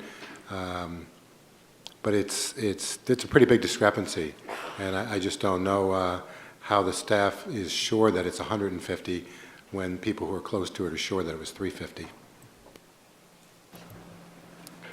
I can add one additional piece of detail related to the $150,000. I looked at an old capital budget document from the 80s. I forget exact which year, but that project that has the $150,000 in it very specifically does reference the proceeds of the sale of property at 4th and L, I think it was, but it was definitely city-owned property, and that's exactly where that $147,800 something came from.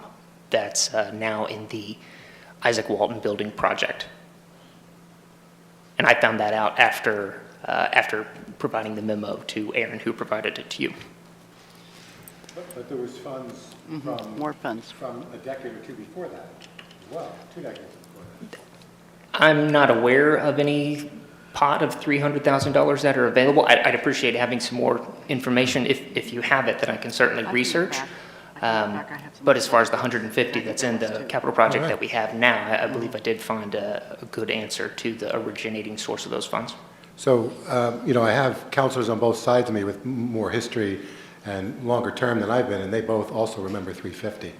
So there is definitely a discrepancy here that needs to be ironed out. We'll certainly look into that. Yeah. That's the first time I've ever heard the 350 number.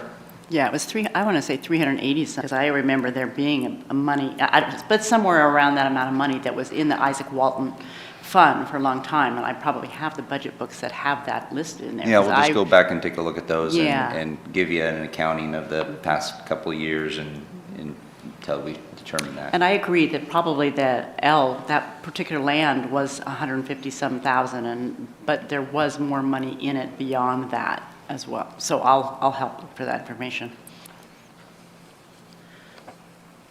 Anybody else? Mayor, council comments? Vanessa? Yeah, I wanted to take a moment to, I know it's late and the likelihood of anybody actually paying attention is slim, but I wanted to take a moment and just let the community know that I heard the outcry from the use of fireworks in the city. I can't speak on behalf of all of the council, but on the topic of fireworks, I received 4-fold more input from the community than any topic before me today.